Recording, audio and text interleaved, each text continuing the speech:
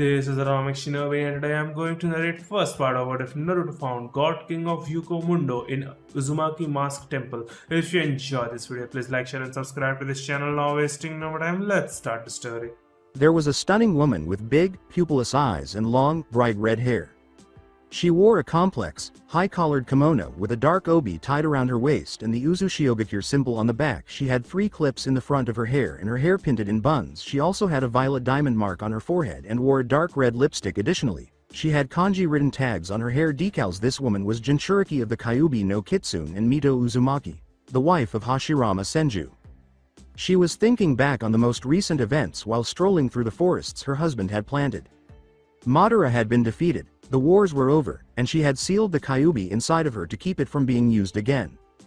Despite the fact that the war was still ongoing, things were going well. Having been used that way, she did feel a little sorry for the 9 tails. No animal should be utilized as a tool. Her husband had defeated the other Biju and sent them to the other villages, and she felt bad for them as well. What else could be done, though? As demonstrated by the Ichibi's decision to destroy multiple towns prior to its capture, they were simply too big and strong to be allowed to roam freely. She could only wonder what the others could do if the weakest one could inflict that much damage during its insane outburst. Her senses warned her of something just as she was about to head home. She had been given the ability to sense negative emotions as the Kyuubi's Jinchuriki, which enhanced her already excellent sensor skills. She was able to recognize nearly any type of energy source, but what she was feeling was peculiar. She was afraid because it seemed like a jumble of energies, but none of them felt human. What in the world could produce this kind of energy? It feels like a Euro death. But the only thing that could produce such a feeling is the Shinigami mask in the Uzumaki clan's mask storage temple. She decided to use the seals she had put on her necklace, which she had connected to Hashirama's, to warn of this potential danger because she felt that whatever was generating this type of energy should be handled carefully. After finishing that, she made the decision to go investigate the source of this odd energy in the hopes of using her Fuinjutsu to seal it. In the Hokage office, a tall man with dark eyes, tanned skin, and waist-length black hair that is combed back and has 2 single locks framing his face is dressed in traditional kage garb, which includes a full-length gown, the traditional hat, and a simple red headband. This was Shodem Hokage of Konoha and the head of the Senju clan, Hashirama Senju. He was fixated on the documents on his desk. Why did I agree to be the leader of the village? Being the head of the Senju clan was bad enough, now I have to deal with even more paperwork? Please, let something happen to save me from this boredom. He was hopeful then, as though in response to his prayers, someone knocked on the door. Hashirama joyfully exclaimed, "Come in," to whoever was diverting his attention from that terrible paperwork. The door opened to reveal a tall, fair-skinned man with red eyes, white, shaggy hair, and 3 red marks on his face, a euro. 1 on his chin and 1 under each eye. He was dressed in a plain black suit with a characteristic fur collar and armor bearing the Senju symbol. This armor was made of many metal plates that were shaped into several protective guards along his body, specifically the upper arms, shoulders, waist, and chest instead of the more conventional forehead protector. This outfit was worn with sandals and a hapuri engraved with the Konoha emblem. Hashirama questioned, "What brings you here, brother?" Then, in front of his brother stood at attention. He said politely, "I have come to give my report, Hokage-sama." This caused Hashirama to sigh, angry at his brother's inflexible demeanor. He exclaimed, "Must you always do that? We're brothers and you don't need to call me Hokage-sama like that. I am sorry, but I cannot even as my brother. You are still the Hokage and my leader, and I will refer to you as such, Hokage-sama," was his abrupt response at his brother's response. Hashirama sighed again and ran his hands through his hair. This was how he was all the time. At times, he thought Tobirama was doing that merely to get even with him. Just as he opened his mouth to speak again, he felt the necklace his wife had given him begin to glow. By infusing the necklace with his Mokuton, he was able to synchronize with it and use it to soothe Biju. When he showed it to Mito, she somehow integrated the Fuinjutsu of her clan into it and connected it to a necklace she wore to serve as a beacon in the event of trouble. But something had to have happened for Mito to use it.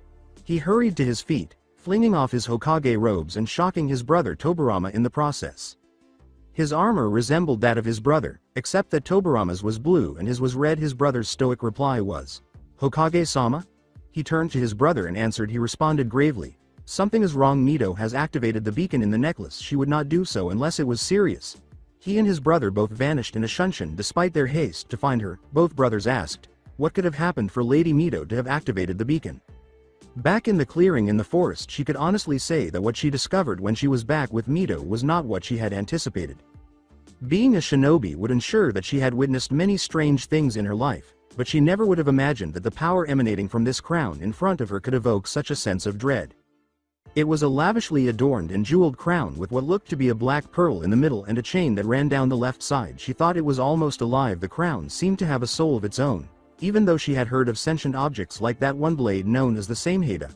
Her husband Hashirama and Tobarama had been in a shunshin before she had time to consider it further. As soon as he arrived, Hashirama asked, "Mito, what is it? What's wrong?" Mito gestured for them to approach her location. They instantly had the impression that they were approaching death. As they went, they halted when they were directly in front of it, and the sensation had grown so strong that it seemed as though the crown was attempting to drain their souls. Hashirama cautiously examined the crown and asked, "What a euro is that?"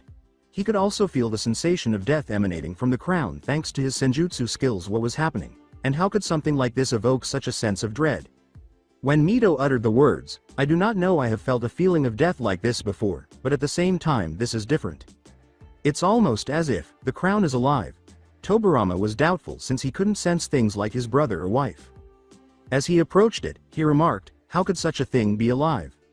Whatever powers may lie within it, it couldn't be that bad." He grasped the crown, believing they were just overanalyzing the situation, and as soon as he did, he sincerely regretted doing so because visions of a skeletal creature with a massive axe easily taking down his adversaries and unleashing a dark cloud that destroyed everything in its path started to flood his mind. After that, it started revealing a lot of other things to him, the majority of which he did not comprehend. Had Hashirama not knocked the crown out of his hands, this would have continued. Hashirama sensed a problem when his brother did not move after touching the crown. An anxious Hashirama asked his brother, "Brother, are you all right? What happened?" Tobarama spoke shakily. Recovering from the invasion of those images in his mind, Hashirama and Mito were looking at the crown much more intently than before when he said, "When I picked up the crown, I saw images, visions of what I believe was the previous wearer of this crown, that it was a being of great and terrible power, and it seems that even in death, that being still holds power." Why would the crown show him visions like that? If whatever bit of the crown's previous owner were still residing in the crown, would it not seek to try to possess someone? Instead, it seemed more like the crown was warning him of the power the crown holds. But why would it do that? Unless a euro, it's not the previous owner of the crown, but a different entity altogether. That must be it. There must be another consciousness inside of the crown, put in as a safety feature to warn anyone of the danger the crown possesses. Mito pondered. She shared her ideas with Hashirama and Tobarama, who concurred since it was the only plausible explanation for Tobarama's fate. Then, it was agreed that the crown would be sealed away and placed in a secure location where its powers could not be abused. To make it inaccessible to anyone of Senju or Uzumaki descent, Hashirama had combined his wood release, 4-pillar prison technique with Mito's Uzumaki sealing techniques. Although Hashirama believed that the Hokage should have access to it regardless of their blood, he was unable to trust anyone outside of his family due to the object's immense power. They could now pick up the crown safely because it was sealed. Mito had made the decision to place it in the recently constructed mask storage temple of the Uzumaki clan. There are a number of Oni masks inside the temple, and one of them is supposedly capable of calling forth the Shinigami. Hashirama's ability to use senjutsu allowed him to sense things like the crown, so he never verified this by actually donning the appropriate mask. He felt that anyone who truly wore the crown would suffer a similar fate because, after all, he had no desire to be possessed by the Shinigami itself. Hashirama could only hope that the seal would hold and that no one would be stupid enough to look for it as Mito finished it. However, he felt somewhat better about the entire situation after they decided to keep the existence of the crown a secret from everyone except the Senju and Uzumaki clans. Now that the crown was sealed and concealed deep inside the temple, he began to think about the welfare of his village and the paperwork. The idea of having to go back and finish it made him start crying in his head. Within the crown, the Hogyoku turned to face its visitor and said, "That was a lucky break. I'm glad we ran into someone like that Mito woman, and not some power-hungry fool. How are you doing, Sui-chan?" They could finally unwind now that they were all free of Aizen. With genuine curiosity about what would happen now that they were sealed by those individuals with their peculiar abilities, she said, "Fine, I guess, though what are we going to do now?"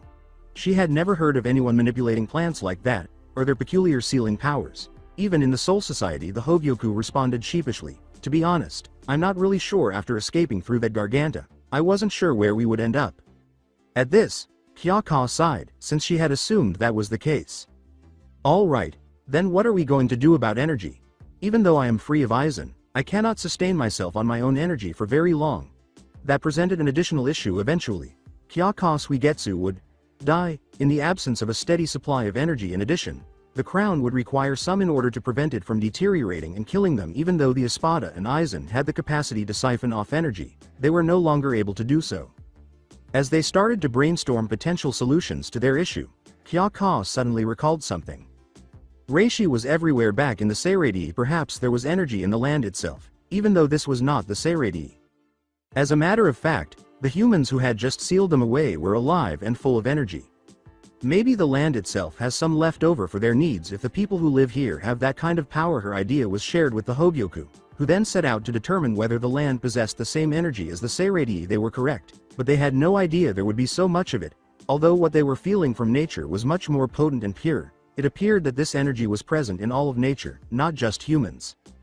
Do you think we will be able to harness this nature energy? After all, it's not the same as that of an Arankar or Aizen's, worriedly asked Kyaka Suigetsu. Don't worry, Sui-chan, it'll work out just fine. When that Tobarama took hold of us, I took the opportunity to take some of his energy. It is similar to Reishi, but there seems to be something extra as well, which probably has to do with the fact that these people are alive. The Hogyoku replied. In order to determine whether it was compatible, they initially only drew in a small amount of the nature energy. And to their delight and good fortune, they wouldn't have to worry about Kyaka Suigetsu vanishing or their home collapsing due to the abundance of natural energy surrounding them. It was beneficial that the natural energy was drawn to the wooden box that man had constructed. Maybe this was done to provide the seals with fuel for their captivity. In any event, it was very beneficial to them. Kyaka Suigetsu questioned, now that that's been settled, what do we do now? We wait until we find someone who will not abuse our powers. I had briefly thought that maybe that Hashirama, I believe his name was, or that Mito woman, but there was something strange about her. I felt a dark and malevolent energy from inside of her, and it felt like it was alive, almost like an inner hollow Ichigo or the other wizards had, but it felt like a completely different entity, almost as though another living creature had been put inside of her. Whatever the case may be, our powers would have conflicted with that presence, and would not have ended well, said the Hogyoku. Well, since we're going to be here for some time, do you think you can take a human form? It would at least be better than being a disembodied voice, suggested Kyaka. The idea of a human form had never really occurred to the Hogyoku. Yes, it called Urahara, father, but it never really gave that much thought. Uncertain about the situation, Hogyoku asks, what kind of human form do you have in mind? This sparks a lengthy discussion about what Hogyoku's human form would entail. In the village of Konoha, many years later, with the exception of the few ninja on patrol around the village, most people were asleep as it was late at night. However, there was one individual in particular who was skulking around the village and dodging the patrols. Somehow he managed to evade these highly skilled ninjas by wearing bright orange and having bright hair. He had 6 whisker marks on his cheeks, bright blonde hair reminiscent of a sea urchin, and cerulean eyes full of determination. Despite being a little short for his age at 15, I'm Naruto Uzumaki. He had failed the shinobi exam earlier that day because he couldn't use the bunshin. For years, he struggled with it and was never able to get it right, but the teachers never felt the need to figure out a way to help him. He thought bitterly, probably to get their kicks out of watching me fail. But since it had to have some sort of jutsu that could deal with that issue, obtaining the forbidden scroll of sealing would fix that. And he was certain to succeed with the guidance Mizuki had given him on how to get it. He quickly entered the room where the Hokage manages paperwork. As he made his way through the tower, Hiruzen Sarutobi, the Hokage, looked up from his papers as he walked in a panic. Naruto instantly employs his seductive jutsu. Naru-kun, what are you doing here at this hour? In his mind, he began to panic, saying, crap, what the hell was I thinking? There's no way he's going to fall for this. To his great relief and astonishment, however, it did work, and Sarutobi recoiled with a nosebleed. He deadpanned, I can't believe it, the Hokage's a pervert. Reversing his transformation, he approaches the wall containing the Hokage's photos and stands in front of Hashirama Senju, the Shodem. He grabs the photo, and he cuts himself on one corner by accident. He sets the photo aside without realizing that some of his blood was now streaming down the back of it, suppressing a yelp of surprise at being cut. He directs a portion of his chakra toward the wall containing the photo, which opens a hidden panel and displays the prohibited scroll. His blood had reached the center of the painting's back as he was ready to depart with the scroll, exposing a sealing formula. For a brief moment, it glows, and then it releases a smaller scroll. Thinking this is just a test, Naruto chooses to bring it along and heads to the location Mizuki had designated. He opens the scroll and sees that the first jutsu was called Shadow Clones. What? Shadow Clones? That's my worst subject, he exclaimed in shock. Then he thought of the smaller scroll he had in his pocket. He pulls it out and makes an unsuccessful attempt to open it. He tries to think about it, frustrated that it won't open. Wait, how did it even appear there? Mizuki never said anything about another scroll, but more importantly, where did it come from? All I did was take down the painting, cut myself, and take the forbidden scroll. Wait, cut myself? That's right. My blood had touched the seal on the back of the picture, so all I have to do is use my blood, he exclaimed with delight. After that, he pulled out a kunai and sliced his finger. The scroll opened as he touched it with his blood, causing another seal to appear and then disappear. He picked it up and started reading. Hello there to whoever is reading this, whether you are a member of the Uzumaki or Senju clan. Naruto had to stop reading at this point. What? Uzumaki and Senju clans? I know the Senju were the clan that had first made Konoha, but what about the Uzumaki? The old man told me that I was an orphan. Something isn't right here, and he kept reading. Senju or Uzumaki clan? Then the current leader of the Uzumaki or Senju clan has judged you worthy of knowing this secret. If that is the case, you must pay close attention to what you are about to hear. A secret that was previously only known to a select few. There is an item that holds great power. It looks like a crown, but don't be fooled, as it still holds great power. As some sort of defense mechanism, I fear that the spirit of its former wearer still lives within it, because when Tobirama picked it up, he was attacked by visions of the previous wearer. However, what Tobirama saw was terrifying. A being so strong and terrifying that it could turn everything around it to dust. Because of the possibility that its power could be abused, it was kept safe in the Uzumaki Mask Temple and was only accessible by one of Senju or Uzumaki descent. I hope you make good use of this information. Mito Uzumaki Senju. Naruto was taken aback. The Uzumaki clan? Was he a member of a clan? Furthermore, one of them had married the Shodai himself, and they were allies of the Senju. What was happening in this situation? Naruto had assumed that his parents were unknown and that he was just a no-name orphan. And now he finds out he had had a clan this entire time? And if his clan were even allies with the Senju, then the Sandaime must have known about it. But if he didn't tell him that he was a member of a clan, then what else was he hiding from him? Wait a minute, Uzumaki Mask Temple. Is that the same place that I had used to hide from the villagers? I thought it was just some abandoned shrine. Deciding that finding out more about the clan that had been kept secret from him, he rolls both scrolls back up and makes his way to the shrine as fast as he could. After running at his top speed for 30 minutes, he finally arrived at the Uzumaki Temple. And to think that the place I used to hide out in was actually built by my clan, he said quietly, as he gazed at the temple. It was in as bad a condition as he had last been there. The temple gate, bearing the same swirl pattern as the scroll written by Mito Uzumaki, looked like it was barely standing up, as was the rest of the temple. The roof looked like it would collapse, not to mention it had holes. The walkway on the right of the building had completely fallen, and the doors to the temple had fallen. If the Uzumaki and Senju were close allies, then why would they let this temple get as bad as it is? He thought bitterly as he looked at the decrepit shrine. He shakes his head and concentrates on the current task of learning more about his clan. As he ascended them, the steps creaked as if they were about to collapse. As he entered the ruined building for the first time in years, he felt a sense of nostalgia wash over him, and not just because he had hidden here before, but because it was a part of his clan, of the family he never knew about. But a gloomy and ominous feeling quickly took the place of that sense of nostalgia. The feeling was further exacerbated by the wall covered in Oni masks. He approaches the rear of the shrine, where the Oni masks are hung, without noticing any doors. He sighed in exasperation and remarked, "The scroll mentioned something about a crown, but I see nothing but these masks. Where in the world was this crown?" When he pulled out the scroll to check if he had overlooked anything, he saw that something was different. It had a seal array. Then, just in front of the wall with the masks on it, lines started to form on the floor. After cutting himself, he touched the seal on the floor with his bloody hand and said, "Maybe I have to use my blood like last time?" He was right, as evidenced by a dull glow, and the trapdoor opened to reveal a box covered in seals. Even so, he sensed an oppressive, dark force coming from the box's interior. A drop of his blood had fallen onto the box as he reached for it, causing the seals to glow. "Oh shit," was all Naruto could say before the box exploded, releasing the energy inside in a bright flash that left Naruto stunned. He saw it when the light faded. A lavishly adorned and jewel-encrusted crown with a chain extending downward on the left. The black pearl in the center, however, was what truly caught his eye. He sensed the force emanating from it. However, He felt welcomed rather than threatened. He had the impression that it was calling to him. He reached for it slowly. He heard someone shouting from outside as soon as he had snatched it up. The voice said, "Naruto, where are you?" And it was his teacher, Iruka, whom Naruto had recognized. Naruto said, "I'm right here, Iruka," as he was leaving the temple, but a kunai just missed killing him. Mizuki emerged from the forest carrying 2 Fuma shuriken and exclaimed, "Damn it, I missed." With a sly grin, Mizuki said, Well, so this is where you went. It took me a while, but I've finally got you, little demon."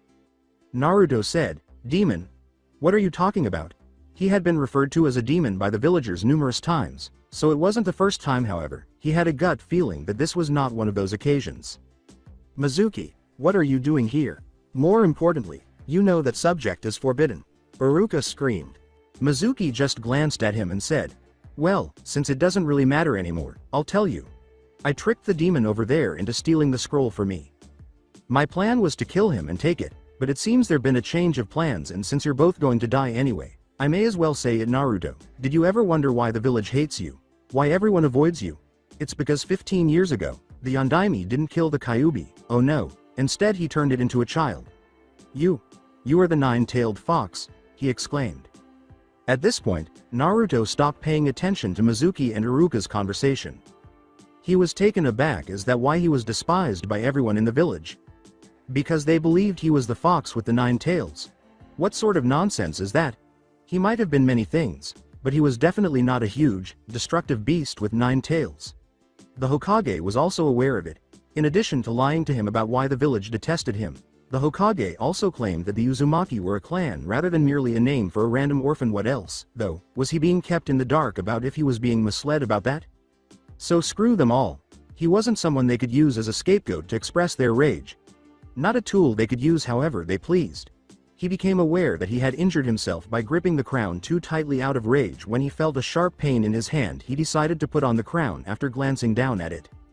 "I don't care what happens, whether it just outright kills me, or whatever spirit inside of it possesses me. I will not be the village's lapdog any longer.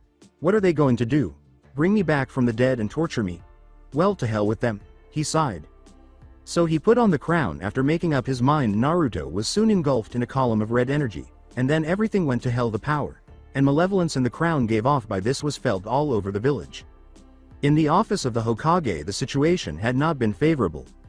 A massive column of evil red energy bursts into the sky shortly after Naruto had taken the scroll and dispatched his ninja to find him.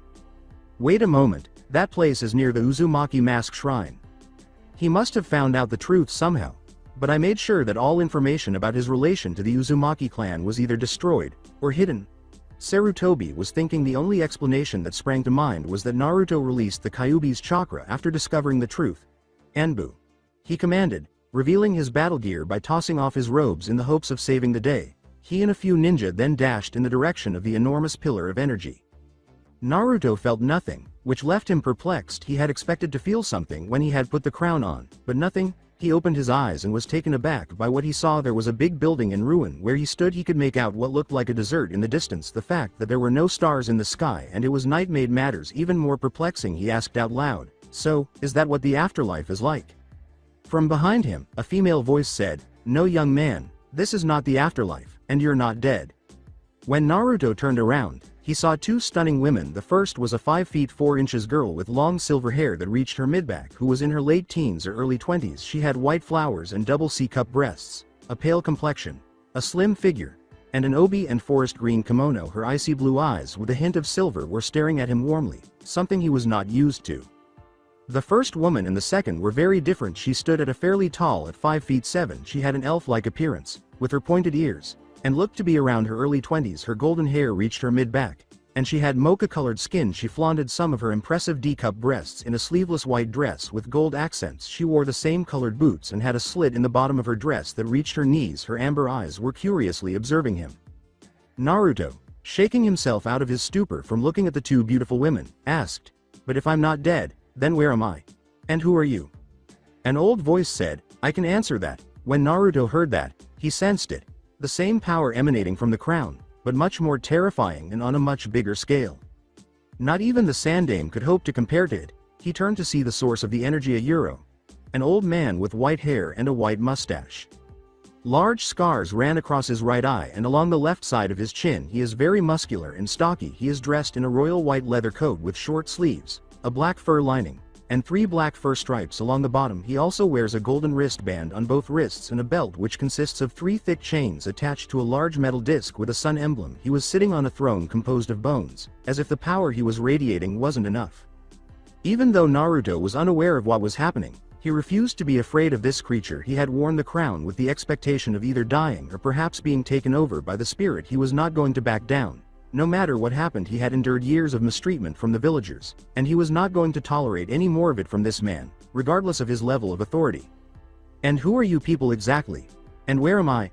Naruto calmly asked, maintaining his position. With a slight slouch, the elderly man rose to his full 5 feet 5 inches height.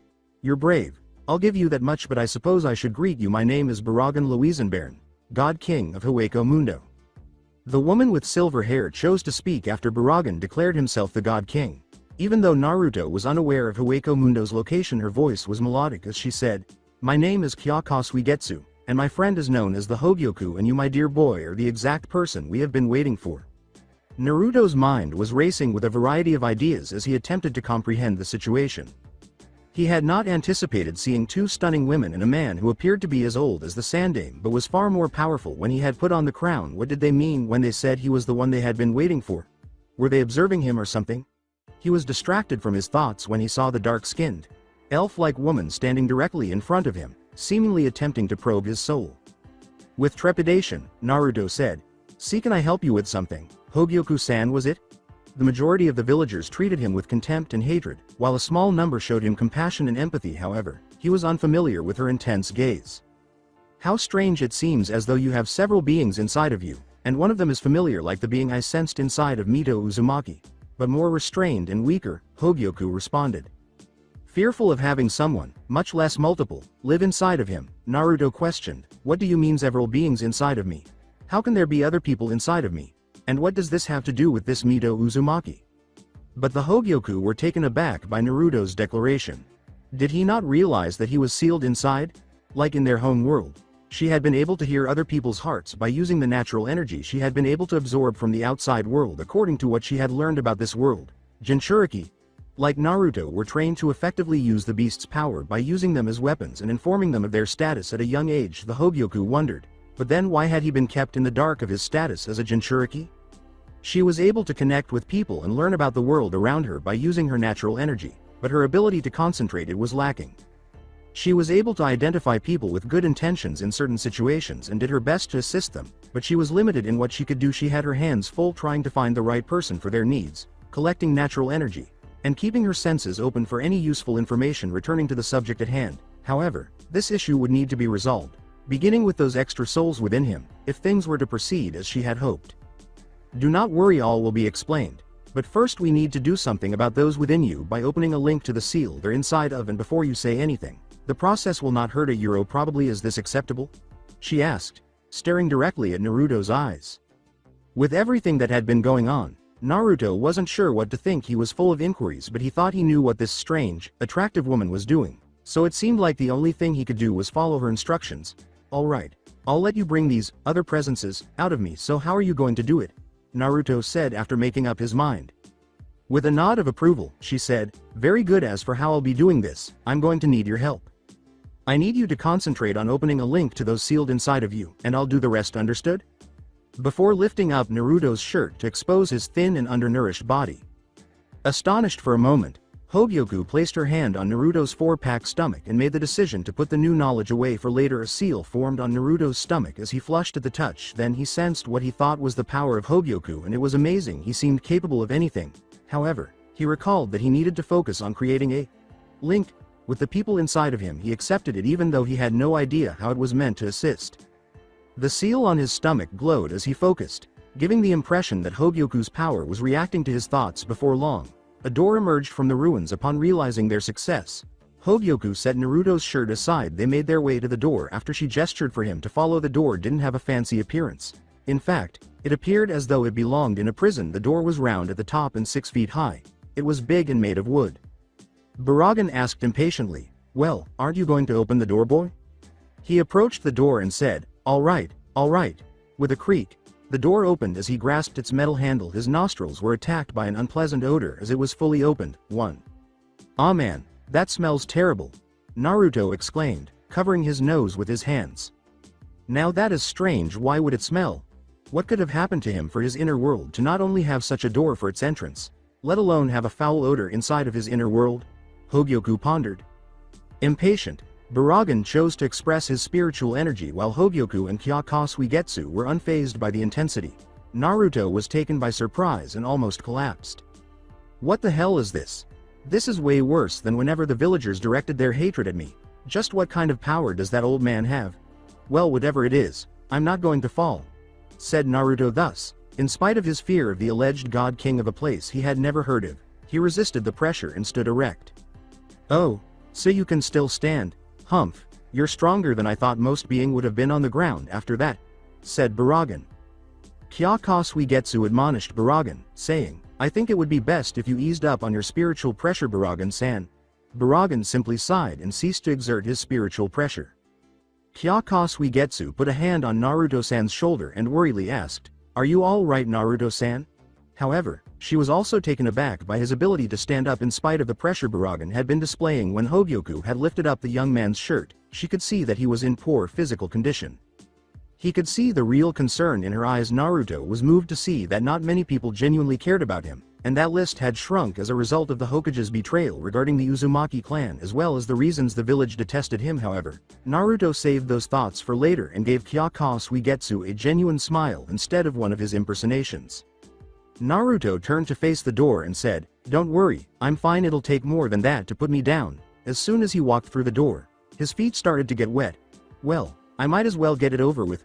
Naruto noticed that he was standing in a shallow puddle. When he looked down, then he realized that the roof was leaking and that the cement floor of his mind was nearly completely wet. He was furious and exclaimed, "What the hell? The inside of my mind is practically flooded." Then he noticed that his mind was truly a sewer. As he glanced around at the dimly lit pathway, Naruto exclaimed, "Oh great, my mind's a sewer. That's just great, and I'm not even a pervert," in shock. Soon after, the other three came in through the door behind him. In an attempt to comfort him, Kyaku Suigetsu said, "Come on now, Naruto-san, don't be sad. Your mind isn't a sewer because of whether or not you're a pervert." She was unhappy on the inside, though as Kyaku Suigetsu observed the boy's mental state, she thought, how is it possible that his mind is this damaged? Since one's mind represents the state one is in, his life up until this point must have been horrible. Naruto calmed down and got to his feet. "So, where do we go now that we're here?"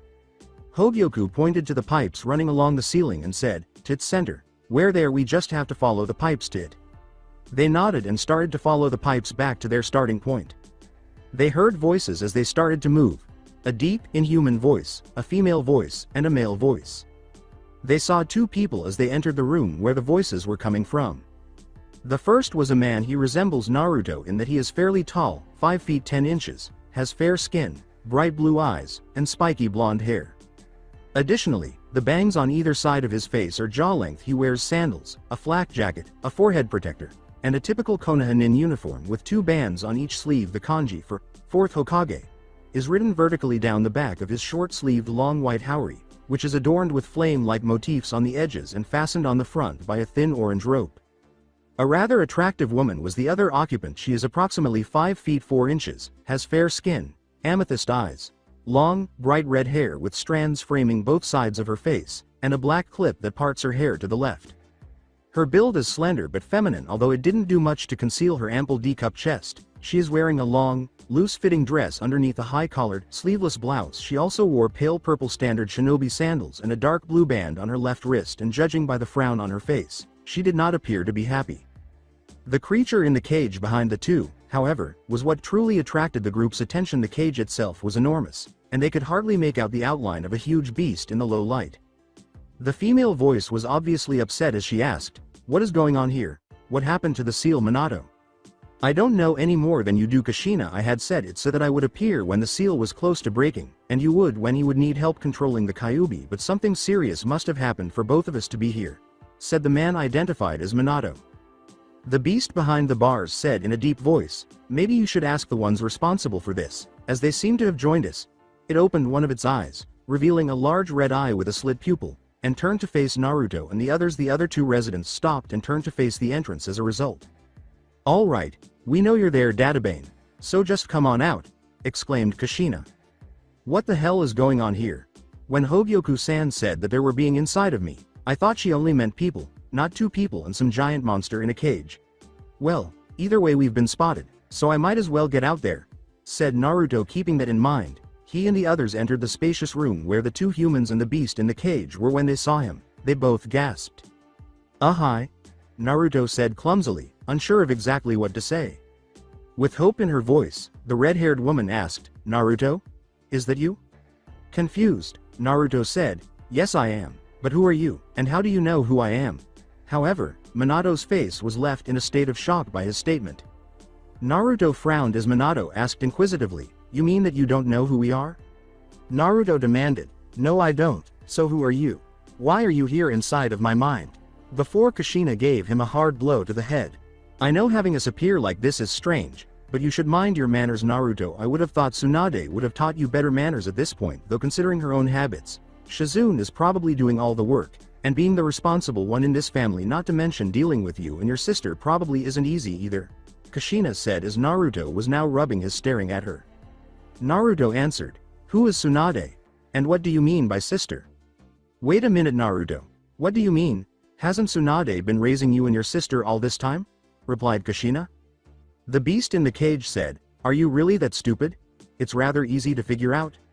Kushina, upset that the fox would ruin her meeting with her son, asked, "What do you mean, Kyuubi?" The fox then got to its feet and walked to the front of its cage to be in full view.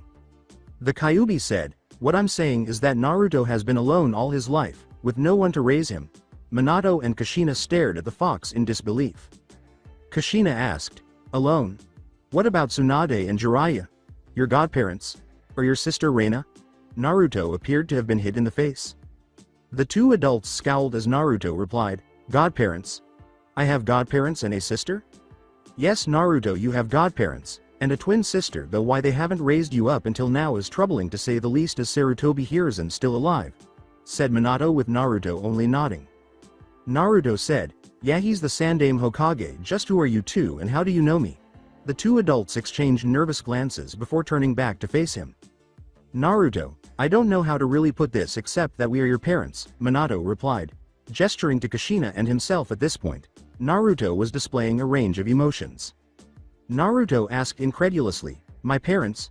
Yes, my name is Uzumaki Kushina and this is Namikaze Minato. I'm surprised you don't recognize your father since his face is on the Hokage monument for everyone to see," Kushina replied. She reached out to give her son a hug, but the boy recoiled and had a furious expression on his face. Naruto exclaimed, "My father is the Yondaime Hokage? That's not possible." Kushina and Minato appeared shocked. "Why don't you believe it, Naruto? Surely Hiruzen, Tsunade, and Jiraiya will confirm it for you if asked?" Minato asked, but the boy glared at him, shocking him with such rage. "I did ask. You know what I got from the old man? Nothing, just I don't know, Naruto. I'm sorry, I'll look into it, but now is not the time to ask, or some other crap. As for this Jiraiya and Tsunade characters, I've never met them, and as to why I don't believe you, my life has been utter hell in Konoha. If I was your son, do you really think I would be hated, and beaten in the place that loves you?" replied Naruto. Kushina and Minato appeared that. "Wait, you're not loved in Konoha? Do the people know who you are?" Kushina asked as she started to move forward once more. However, she stopped when Naruto retreated a few steps and continued to glare at them. "Love? Yeah, they love me, all right. They love to beat me. I'm the demon brat, the monster, and the abomination of Konoha. I'm the kid they beat upon my birthday. I'm the kid they use for target practice. I'm the single most hated person in Konoha." Naruto screamed with every ounce of rage. Minato exclaimed, "What? That's not possible." As he turned to face Kushina, who was about to cry, the woman moved faster than either man could keep up and found herself embracing the shocked boy. Naruto yelled, What are you doing? Let me go, now," as he tried to break free, but Kushina tightened her grip on him and began to cry. When Kushina said, "My son, my baby boy, I told Minato this might happen. I told him the village wouldn't honor his dying wish. I was hoping Tsunade would have taken you away from the village and keep you safe." Naruto stopped his fight for freedom at this point. With Naruto's body stiffening once more, Minato questioned, "What I want to know is why it wasn't honored. Why is Naruto treated so badly?" Where are Jiraiya and Tsunade, or his sister for that matter? How does the village know of you holding the Kyuubi? The fox? I don't know, I just found out about it today, Naruto exclaimed. Kushina asked, you really only found out today? Naruto nodded. Naruto's two parents scowled as he replied, yes, I often wondered why I was hated, and being beaten up within an inch of my life I asked the Hokage countless times and he just wouldn't answer me. When Minato asked, and you haven't been in contact with either of your two godparents? They are hardly unrecognizable since they are two of the legendary three Sannin. The boy shook his head in agreement. I barely survived being at the orphanage. The only food they gave me was either totted, poisoned, or none at all. The only way I would ever eat any decent food is when I stole it. Hell, I was kicked out in the middle of winter during a snowstorm, replied Naruto as both of his parents were angry about that. With Naruto unable to meet her gaze, Kushina questioned, and the Hokage allowed this? He let this happen? Naruto scratched the back of his head and said, I don't know, I think he's a busy man. Naruto, the power behind being the Hokage of Konoha is absolute with the exception of the Fire Daimyo. You are the single most important child in Konoha for being the heir to the Uzumaki clan, and even more so for holding the Kyuubi, something that should have been known to a select few, and two of them would have been your godparents. Why they weren't in Konoha raising you is disturbing to me, replied Minato before a cold chuckle could be heard throughout the darkened room. After a moment, Baragan said, well now, this is certainly interesting. Kushina moved him protectively behind her and asked, who are you, and how did you get in here? As she observed Minato preparing to fight. My name is Baragan Louisenbairn, former god king of Hollows and Hueco Mundo. Naruto first came to me and my associates when he put on my crown. Then we came here to find the source of the presences inside of his mind. Though given how the boy has been abused, neglected, and taught next to nothing, it does not really surprise me that this is the outcome of what manifests for a mind these days, replied Baragan as he walked toward them. When Minato said, I don't give a damn who or what you are, but stay away from our son, the figure simply halted and chuckled. As the two adults in front of him prepared for a fight, the figure remarked, protecting your son, how noble, how honorable. It's been some time since I've seen anyone worthy of my attention. Most humans in your position would run and abandon their child to save themselves. We're mere soul fragments left behind to act as a fail-safe in the event the fox would get free while keeping all our memories intact. In the event we did interact with our son, we have nothing to lose by fighting with all our power to protect him, replied Minato. Kushina nodded in agreement. This moved Naruto. They would do everything in their power to protect him, even if they were only pieces of who they were before. Baragan retorted, this would be true under normal circumstances. You would be right in that regard if not for the fact that my kind devours souls, human souls to be exact, as they both tensed up in terror. Baragan nodded as Minato questioned, human souls? You eat human souls? I am a Hollow, the former Hollow King to be exact. I guess you could say I was well dethroned before my near death. I'm actually quite surprised to be alive. As for what Hollows are, they are tortured lost souls, who in turn survive by eating other souls to fill hole in themselves that cannot be filled, and grow stronger for it. In fact, I'm significantly stronger than I was before my near death, thanks to Hogyoku-san. If not for her intervention, I would have perished. From what I understand, your Shodem Hokage, his wife, and his brother had decided to seal my crown away when that Mito woman found us. We've been sealed away in that box in the shrine ever since I was picked up by Mito Uzumaki and was until today feeding slowly on the energy of the natural energy of the land, replied the former Hollow King. Kushina was deeply considering what Baragan had said, ignoring the part played by whoever that Aizen person was. What he said about a crown sounded familiar, and he had mentioned Mito. After realizing it, she opened her eyes in disbelief. Wait a minute, your crown? You mean you're the spirit inside of the crown Mito Bachan had found that day? She and Hashirama had sealed it away for fear of the power it possessed, and the existence of it was only known to a select few in the Senju and Uzumaki clans, and only members of either clan could access it. She snapped her head in Naruto's direction. What in the world possessed you to put on the crown, Sochi? I know Mito Bachan left a note specifically stating that the crown was dangerous. Kushina replied with an expectant expression. Minato found this surprising. The Shodem, Lady Mito, and the Nidame thought the crown was so dangerous that they kept it hidden from everyone else in addition to sealing it off so only members of the Uzumaki or Senju could access it. In addition, Naruto had worn the crown in spite of the warning. He was aware of the harsh treatment he had received from the village, but he didn't believe Naruto would put on something so hazardous that the first Hokage would take it off. Baragan was having similar thoughts. The boy didn't appear to be the type of person who would want power, or Hogyoku would have taken action to prevent him from donning the crown. He swallowed hard and responded after noticing his mother's glare, which he was finding difficult to comprehend. I did it because I was tired of it when I read the scroll Mito-san had left. I knew that I had been lied to about my family. That according to you I still have family, since I have a twin sister. And when I went to the mask shrine and got the crown, Mizuki Teme had told me the village had though I was the Kyuubi. And I snapped why I should be beaten, because the villagers are too stupid to see I'm not a nine-tailed fox.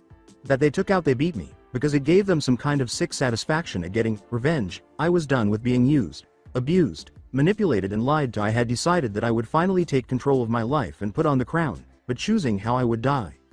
This horrified Kushina and Minato. Was he possessed, or did he put on the crown in the hopes of dying? At this, Kushina started crying. She hugged Naruto and sobbed into his shoulder. I'm so sorry Sochi, I'm so sorry that you had to live like that, Kushina replied, slowly raising his arms to return the hug and try to comfort his sobbing mother. Naruto was unsure of what to do because he was rarely held in this manner. In the meantime, Baragan was quite impressed. The boy had the resilience and willpower to endure years of mistreatment and disregard from a whole village in order to finally have some control over his life, even if it was only to put an end to it. He even put on his crown a euro. Not because of its power. His thoughts were cut short when Hogyoku and Kyaka Suigetsu made the decision to join them Baragan's side as the three of them engaged in an unspoken conversation. Well, I suppose it's time alright, let's get this over with, said Baragan. Kushina had stopped crying when she turned back to the family, but she was still embracing Naruto, and Minato had joined in. Baragan broke the family's embrace and said, alright, that's enough of that. My associates and I may have a solution that would solve your problem with the village. What do you mean? How could you possibly solve our problem? The entire village hates Naruto. Jiraiya and Tsunade haven't been raising him, and the Sandaime himself has purposefully lied to Naruto and not done his job keeping him safe, which leads me to believe that he's done this on purpose. God King of Not, what can you do? Inquired Minato, who was not pleased with what he had discovered about his son's treatment by the village. Hogyoku had made the decision to speak up at this point. Minato and Kushina appeared as if they had swallowed a lemon. Even though we are all inside Naruto right now, we have options with our abilities. We would be able to help Naruto, and right the wrongs that have been committed against him, but to accomplish this, we would need the Kyuubi's help. You want to ask the Kyuubi for help? Why in the world would you do that? And besides, what makes you think it would even agree to help you at all? Said a furious Kushina. You make it sound as though I wouldn't. You forget, I have been sealed inside of him since his birth, and have witnessed everything this village has done to him, so why wouldn't I help him? I may be a demon, but I'm not heartless or evil, and abusing a child is something no demon would ever do. Though I am curious as to how you think I would be able to help him, given as I am trapped within this seal. The fox replied. The Hogyoku replied, because my power would make it so. And what power is that? Asked Minato, who wasn't as opposed to having faith in the fox as he had been, particularly if it would benefit his son. Because my power is that I can hear one's deepest wishes, their heart's greatest desire, and make it into a reality. If one is strong enough, I could grant them their wish, and with it, I would be able to free the Kyuubi from its imprisonment, and Baragan would take its place, replied Hogyoku. Hearing this astounded Kushina, Minato, Naruto, and the Kyuubi, did she possess the power to fulfill someone's greatest desire? Whatever it was? However, Kushina was troubled by something she had said. Why would you do this for Naruto? Why would you free the Kyuubi, and have Baragan here take its place? Replied Kushina. Why must you always refer to me as I have a gender, you know, though I suppose it's rather hard to tell in my current form. The fox glowed eerily as it spoke, and it started to shrink and take on a more human appearance.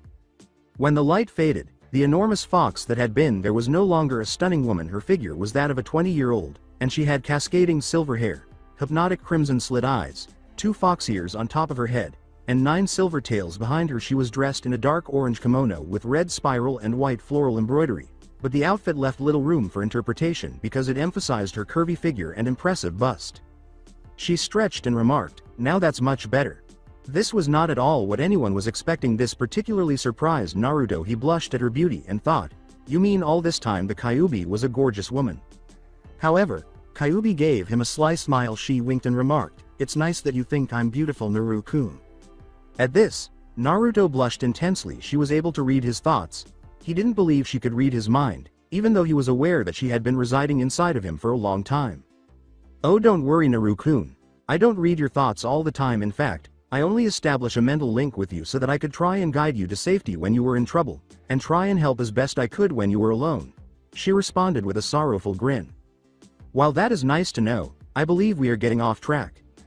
And to explain, the reason Baragan-san here would take the Kyuubi's place is because he is forever linked to the crown. And when Naruto here put it on, its energies had already begun to intermingle with his own. It's also why Hogyoku-san is offering to free the Kyuubi, and have Baragan take her place, but more than that, we had been searching for someone who we believed would be worthy of this power, and not abuse it like others have when we first came to this world. Mito Uzumaki was suitable as well, but at the time the crown was close to falling apart, so we had to take our time in gathering energy to stabilize it, explained Kyaaka Suigetsu. Wait, you would really agree to this Baragan-san? You would really take Kyuubi's place, and be absorbed into my son? Replied Minato.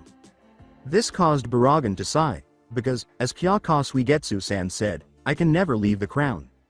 My original body had been destroyed, and even though I have regained my power, I can never have a body again.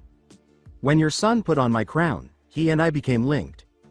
At that point, my only option was to either kill the boy should he prove to be unworthy, or merge with him.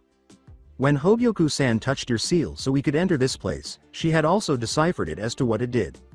The seal's purpose was to do more than just hold the biju within your body. It was designed to drain her chakra, as you call the energy of this world, into your own system and purify it so your own reserves would in fact grow to immense proportions. But when I switch with her, Hogyoku-san will have to alter the seal so that me and the boy's merge will go smoothly, and end with his mind being the dominant one, and it shouldn't take too long, considering that your body will have to be repaired from years of abuse and malnutrition, and I will in effect take her place in every shape and form, and I will merge with you, dear boy, answered Baragan, with Naruto looking floored by this while Minato felt the same way. Concerned for Naruto, Kushina exclaimed, "What? You're going to be fused to my son?" Be that as it may, Hogyoku-san would allow me and the Kyuubi to switch places, and I would be absorbed instead. With Naruto still being the dominant one, he would absorb all of my abilities, and take of some of my personality, but he should remain relatively the same once it's finished. As for why I'm doing this, well, it's because I will never be able to leave the crown and have my own body. With this, I will at least leave a legacy to someone who is worthy of it, said Baragan. Naruto questioned, so we become one? As I said before to your child, we merge into one being, but your own mind will be the dominant one, and therefore you are the one in control. I thought you would understand that fact since it's easy enough to figure out, Baragan said while Naruto looked at him with a, I do understand, it's just that for some reason I'm having trouble understanding things I always did when growing up, Naruto replied, squinting a little as he realized how painful his brain was. The others scowled at this as well because they sensed a problem. Kyaaka Suigetsu questioned, Hogyoku Ayuro-san, can you trace the problem to its source? She simply nodded and said about identifying the issue. She already had a connection to Naruto because she had already accessed the seal, so identifying the issue was simple, like when she had opened a doorway into the seal. She had traced it to a part of the boys' minds and brought the issue to them. To the surprise of everyone else, it materialized on the wall as a heavily chained door with the words, hair, anger, intelligence, loyalty, Kyuubi, and growth written on it. I have found the problem, and brought it here. It seems as though several parts of Naruto's mind had been sealed off within it. Baragan-san, if you would be so kind as to destroy it, it should fix what's wrong with Naruto-san, the Hogyoku replied. Baragan nodded, moved to the door, and with a single touch, the chains and door started to rust incredibly quickly, and before long, the chains and door fell apart entirely. When it did, Naruto collapsed to the ground, clutching his head in agony. Kushina moved quickly, grabbing onto him and doing everything in her power to assist him. Minato questioned, what was that, Baragan-san? What happened? It seems as though much of Naruto had been sealed away, as the door read, hair, anger, intelligence, and growth on it. I can only assume that the door had locked those things away, leaving him weak, while loyalty would obviously make sure he would remain loyal to them, and Kyuubi must have been meant to limit the connection between Naruto-san and Kyuubi-san so she could not try to speak to him, replied Hogyoku. Soon after, Naruto stopped gripping his head in agony and got back up with Kushina's assistance. Those bastards. They beat, starved, poisoned and tried to kill me. Not only that, they had sealed away my anger so I wouldn't lash out at them. Well, to hell with them. I don't care what it takes, they're not going to get their way, Naruto said with all the rage he could gather. If he hadn't had to clutch his head in agony, he would have gone on. And we'll all help you, Naruto, but you're not ready just yet. Even with that seal gone, your body is still weak after 15 years of mistreatment. But we do have a considerable problem since your parents were not meant to linger in his mind for long, and thus you will leave him eventually. So think of yourselves as batteries. When your energy runs out, so too will you disappear. To fix this, I can supply the two of you with energy as I did with Baragan's crown to sustain it. There is also the village itself, as Naruto is not ready to handle them, and you two staying here to time to teach the boy properly. Baragan-san will have to take over and assert authority over the fools in this village. Though time is running short, since even now, as several minutes here is seconds outside, and a large number of your village's shinobi in the surrounding at bay by using Baragan-san's power to cover the boy's body like a shield as it stands, the shinobi are waiting for the large pillar of energy created to die down, said Hogyoku. Baragan nodded in agreement as Minato angrily said, "They're nothing more than traitors, all of them. They betrayed my trust, my wife, and my son. They betrayed the principles of the leaf in which this village was founded on." But what about Kyuubi-chan? What will happen to her? It's not her fault she attacked, and she doesn't deserve to be imprisoned like that. She's only ever tried to help me the best she could. Asked Naruto, worried about her condition now that he had no seals on him. He thought of the times she had healed him, when she had tried to help him hide, or when he had heard her voice. Even attempting to comfort him through dreams while he was asleep this time. However, everyone could hear his thoughts on the subject. And while Kushina and Minato were taken aback that the fox would go to such lengths for their son, the Kyuubi was pleased that he was not only worried about her welfare but also that he wasn't upset with her. "It's simple. When I take her place, she will be free of the seal, but will remain in your mind with your parents until she can find a way to leave. I will also take control of this body until the boy is ready to awaken and we properly merge together as one being. And when the merge is finished, all my knowledge, powers, and abilities I had before my death will be yours to command in the span of say 3 to 4 months depending on the absorption process. In short, you will become my heir to the throne of death as I was once the former Hollow King. You will be the Hollow Prince, and like me you will be ruler over all things related to death itself. And of all those who deceived my family and me, and Reina, my sister?" Naruto inquired. "I'll find out what happened to your sisters and deal with the traitors. Currently, it appears that your sisters have been concealed somewhere and are not even in the village. In any event, I'll handle things, and they'll soon realize the consequences of their betrayal," Baragan said, grinning.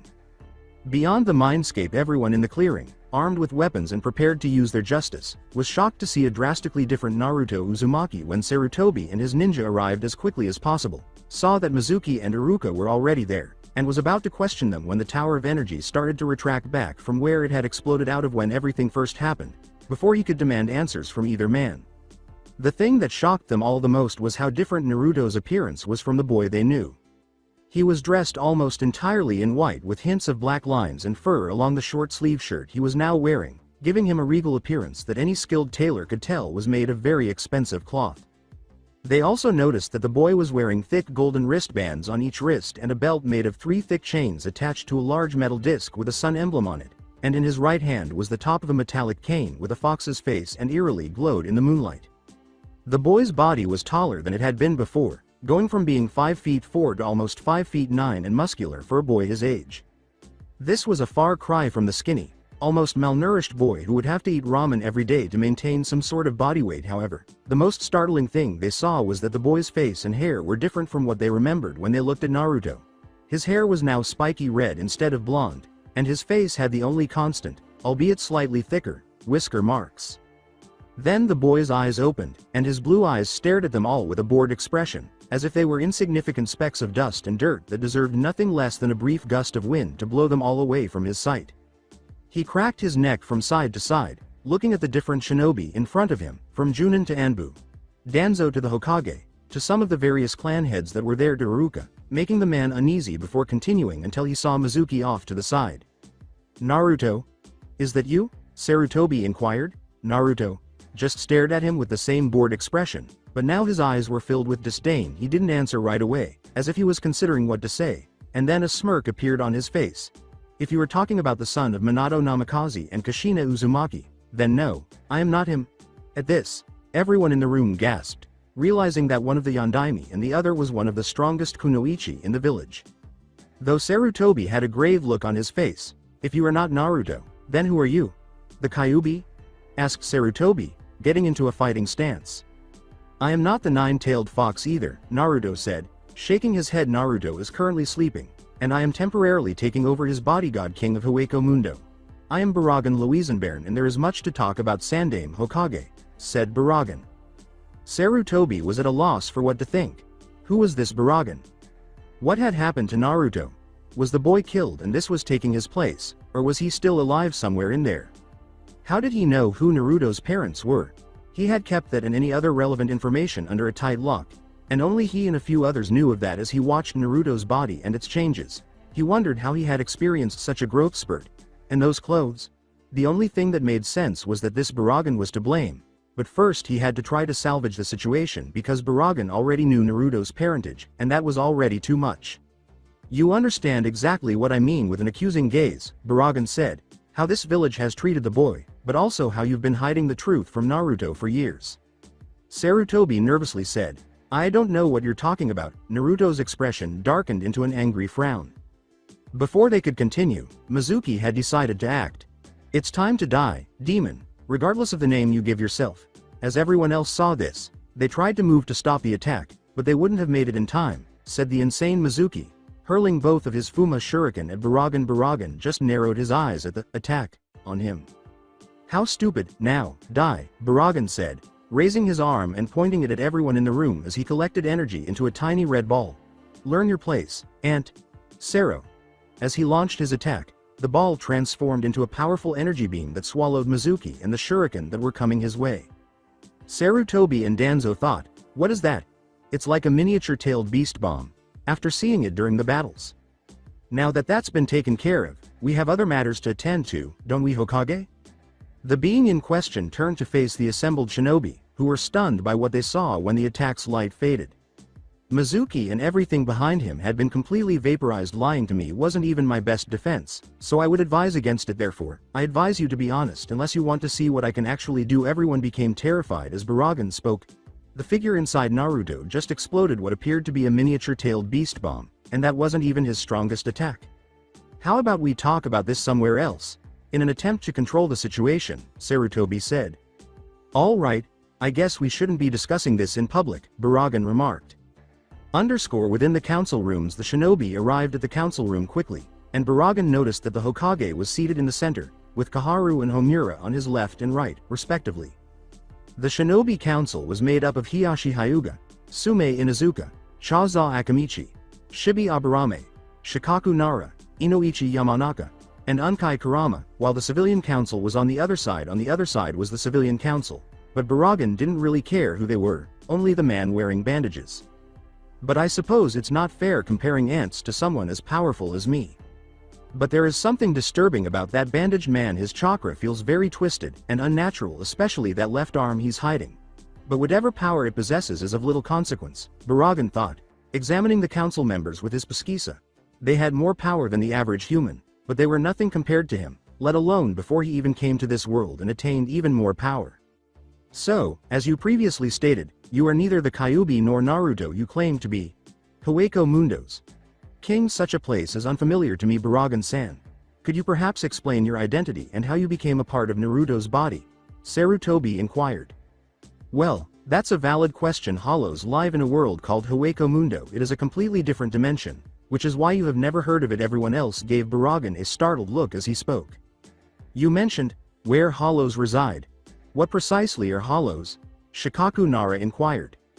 Hollows are born from human souls who, for various reasons, do not cross over to Soul Society after they die and stay in the human world for too long, Baragan said, merely glancing at him. They are corrupt spirits with supernatural powers and varying forms and abilities which devour the souls of both living and deceased humans, said Baragan, with everyone in the room looking horrified at that.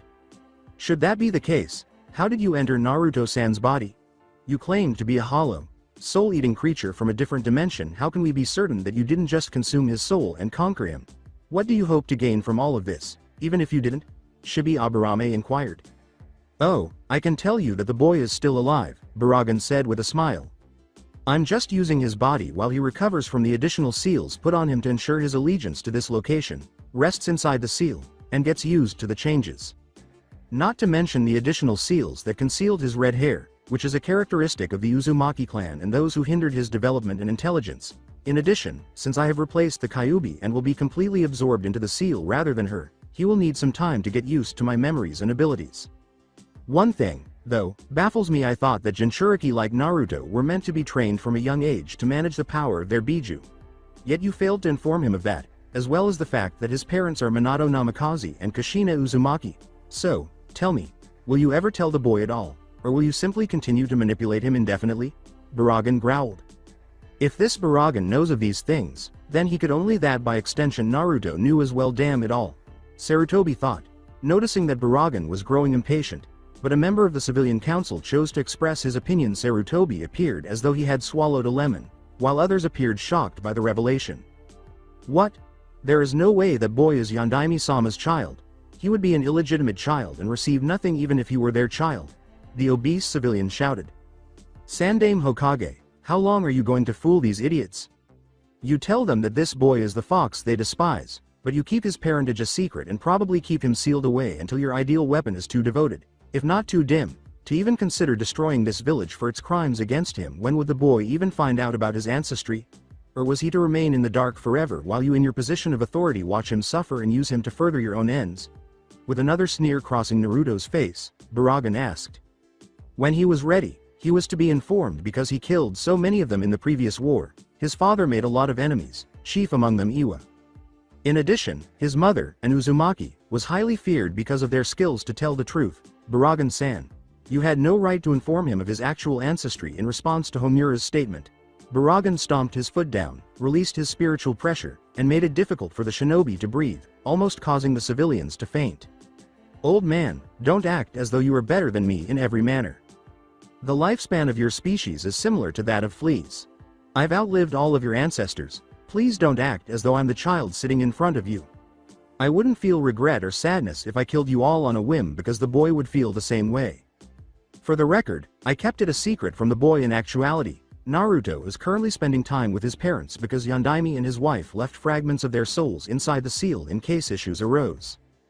Given that the boy should have been raised by his godparents, Jiraiya and Tsunade, they are extremely upset about the way this village has been treating their son. Tell me, then, why they aren't unless they thought the boy was the fox in human form, which would require ignorance given that the fox is actually a woman or someone misled them into thinking he was dead, leaving him to endure years of suffering in this village by himself. Which is it, then?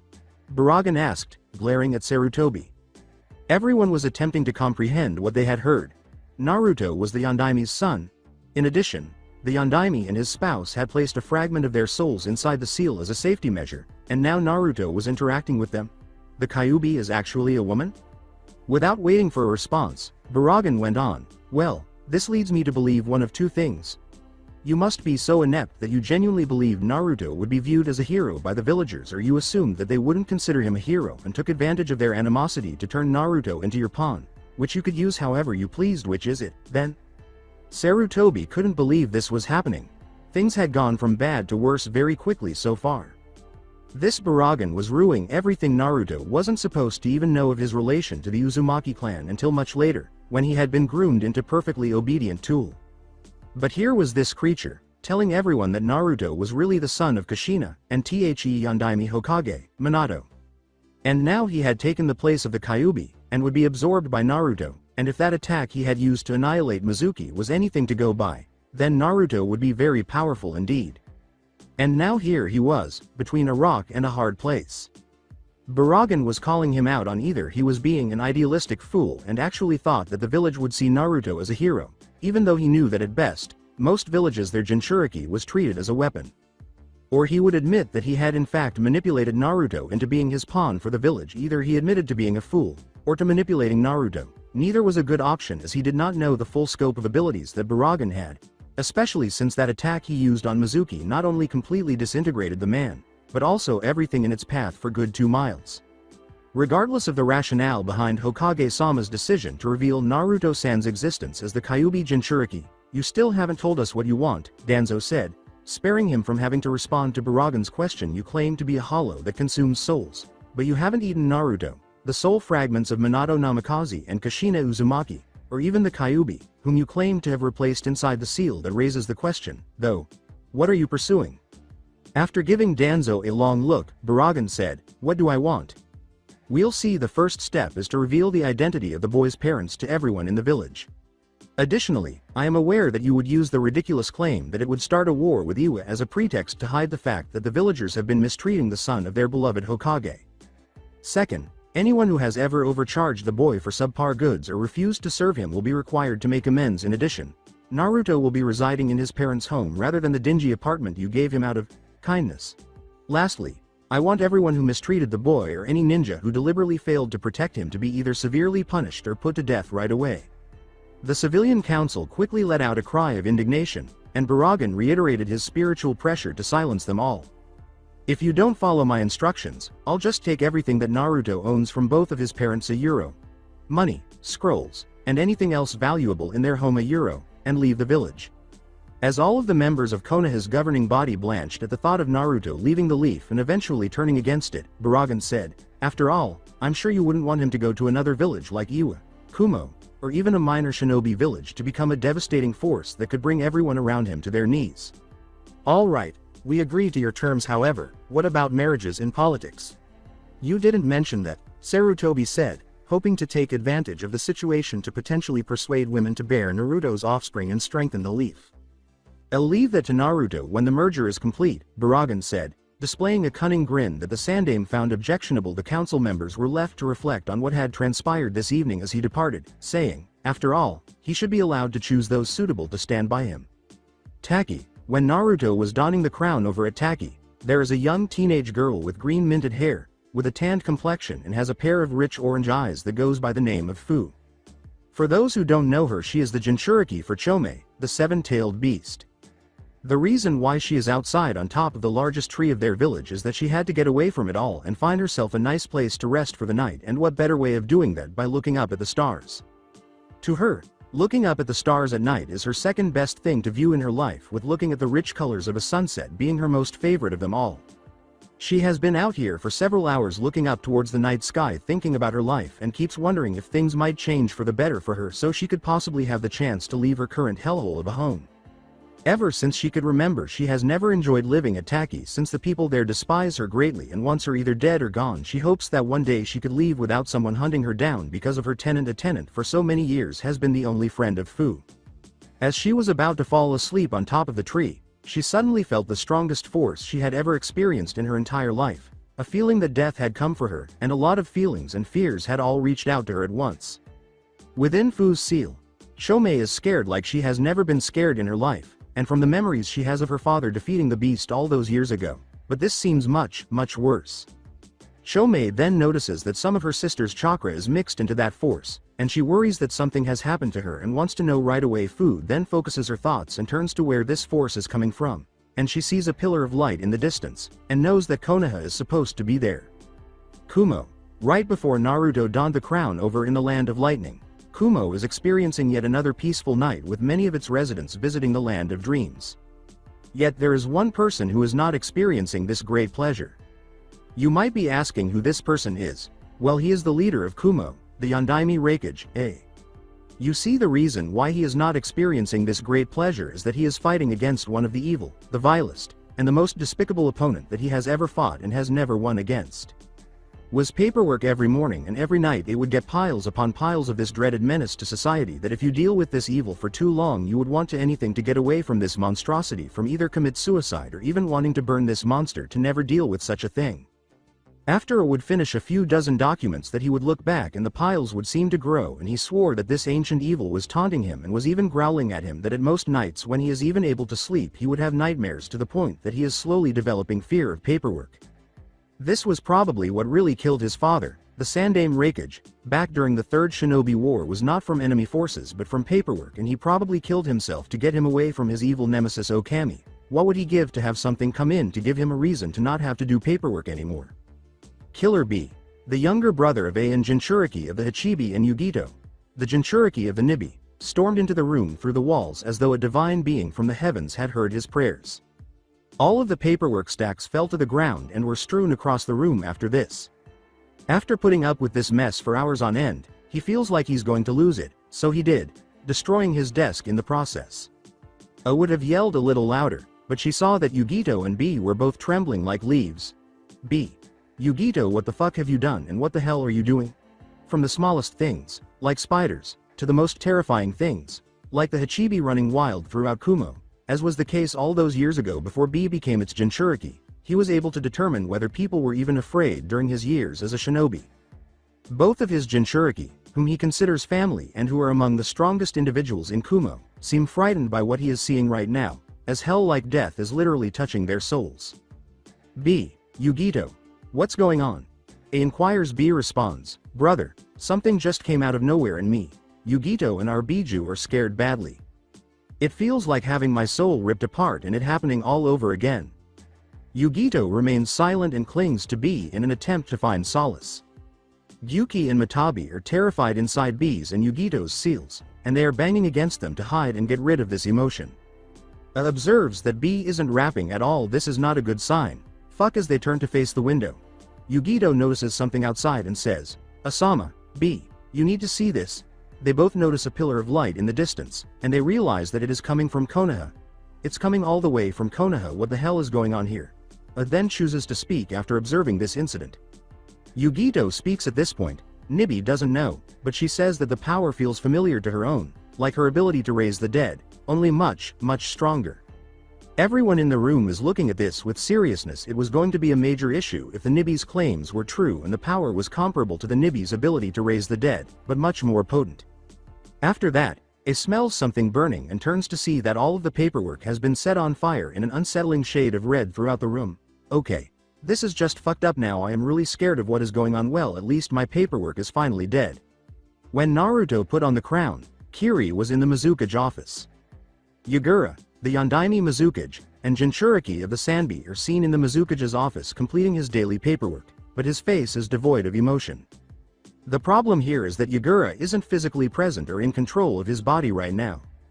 The reason for this is that if you closely examined his eyes, you could see a faint reflection of Sharingan eyes, indicating that he is currently under the influence of someone else.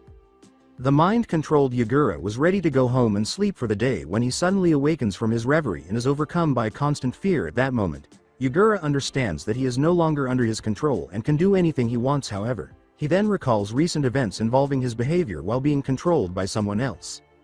He has to move quickly because he knows that the person may return soon to subject him to Genjutsu once more.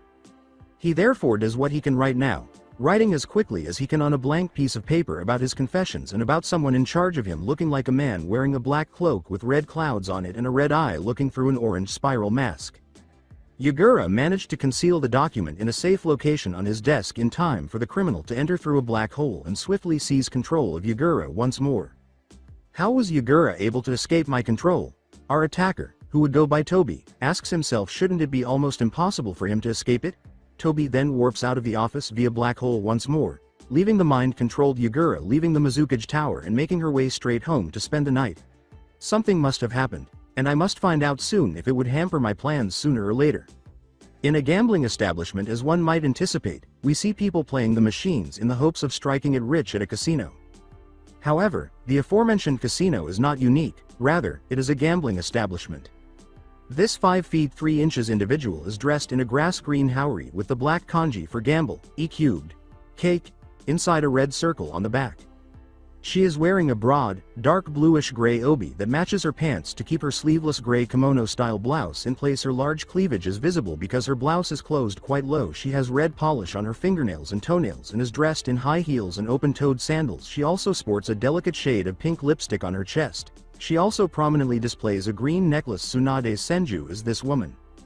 A 5 feet 5 inches, fair-skinned woman with a slim build, black eyes, and black hair is standing next to her. She has shoulder-length, straight hair with bangs that frame her face and conceal her ears. She is wearing low-heeled, open-toed sandals and a long, bluish-black kimono with white trimmings that is secured with a white obi. In addition, she is holding a little pig named Tonton. Shizune is the woman's name. She was back at the slot machines, trying to win. Despite her infamously poor luck, Shizune could only sigh at this since her friend and mentor always returned to gambling. Despite never winning, she was startled out of her reverie when she saw that the slot machine had stopped on a 777. The machine was overflowing with coins. Shizune was overjoyed. When she saw that Tsunade wasn't thrilled, her excitement subsided. This is great, Tsunade-sama. With this, we can actually pay off a good deal of our debt.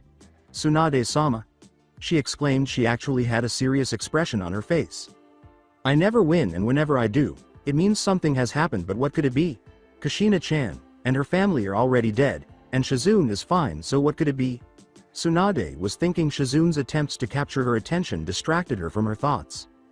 Tsunade-sama, are you alright? Why aren't you celebrating? Replied Shizune. Because Shizune-chan, I never win, and whenever I do, it means that something has happened, but I can't figure out what exactly a euro, replied Tsunade. Do you think it has something to do with your necklace glowing like that? Replied Shizune. That question startled Tsunade. She looked down at her grandfather's necklace and saw that it was indeed glowing. It had never done that before, so Tsunade could only stare at it in bewilderment. She tried to recall, thinking, wait, didn't Mito-ba-san say something about it glowing? Mito's words echoed in her mind as she considered it. Flashback. Tsunade-chan, I need you to listen to me. This is very important. This is a secret that can only be told to members of the Senju and Uzumaki clans, no matter what. It cannot be known to anyone outside of these two clans. Do you understand? Said an elderly Mito to a young Tsunade. At this, Tsunade gave a nod. Mito went on at this point, good, now, there is a secret to your grandfather's necklace. While it is able to weaken Biju and their Jinchuriki due to it being infused with Hashirama-kun's abilities, it also has another function. I have linked it to a special container, so that should it ever be opened, the necklace will glow. Tsunade questioned, but Ba-san, what's so special about this container? Inside of the container is something that your grandfather and granduncle had found back when the village had just been made. What we found was an extravagant crown, one fit for a king. But when Tobarama had picked it up, his mind had been assaulted by visions of the one who had worn the crown. I believe that this was a safety measure so that no one would put it on and use the crown's terrible power. Hashirama, Tobarama and I had sealed it away by combining his Mukaden and the strongest Uzumaki seals know, so that only members of the main Uzumaki and Senju families would ever be able to access it. Tsunade-chan, for whatever reason, make sure that the container is never opened and the power within the crown is unleashed. Put an end to the flashback. Tsunade's eyes widened as she realized. Mito-ba-san said that the necklace would glow if the box was opened, but it could only be opened by someone from the Senju, or a Euro. Since she was the only Senju-blooded person in the village, the only possible explanation was that Kushina's child had opened the container. After surviving, she jumped to her feet as soon as she realized she had been misled about the child's death. Tsunade, getting very angry, yelled, Shizune, get your things, we're leaving now. Shizune was surprised by this. What do you mean? Where are we going? And what about the money? Shizune could see the fire in Tsunade's eyes as she turned to face her. Fine, you take care of the money, and I'll get everything ready. Shizune questioned, but where are we going?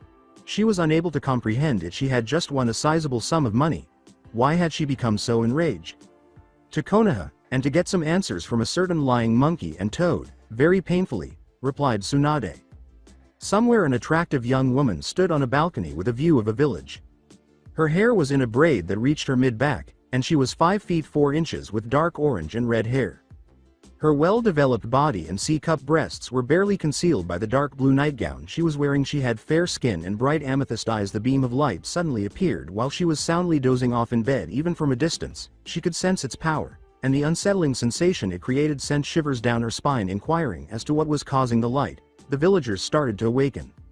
Someone had shunned onto the balcony with her kneeling while she kept her eyes on the light. The individual was dressed in what appeared to be the standard Anbu uniform. With a few significant exceptions, it was dark blue instead of black, and they wore the same red spiral emblem on their shoulders and a lighter colored chest armor. There was a porcelain mask on his face that had the same spiral design as a sea serpent, but it was black rather than red. Without even looking back, she said, well, Commander Umihebi, what do you know about what's going on?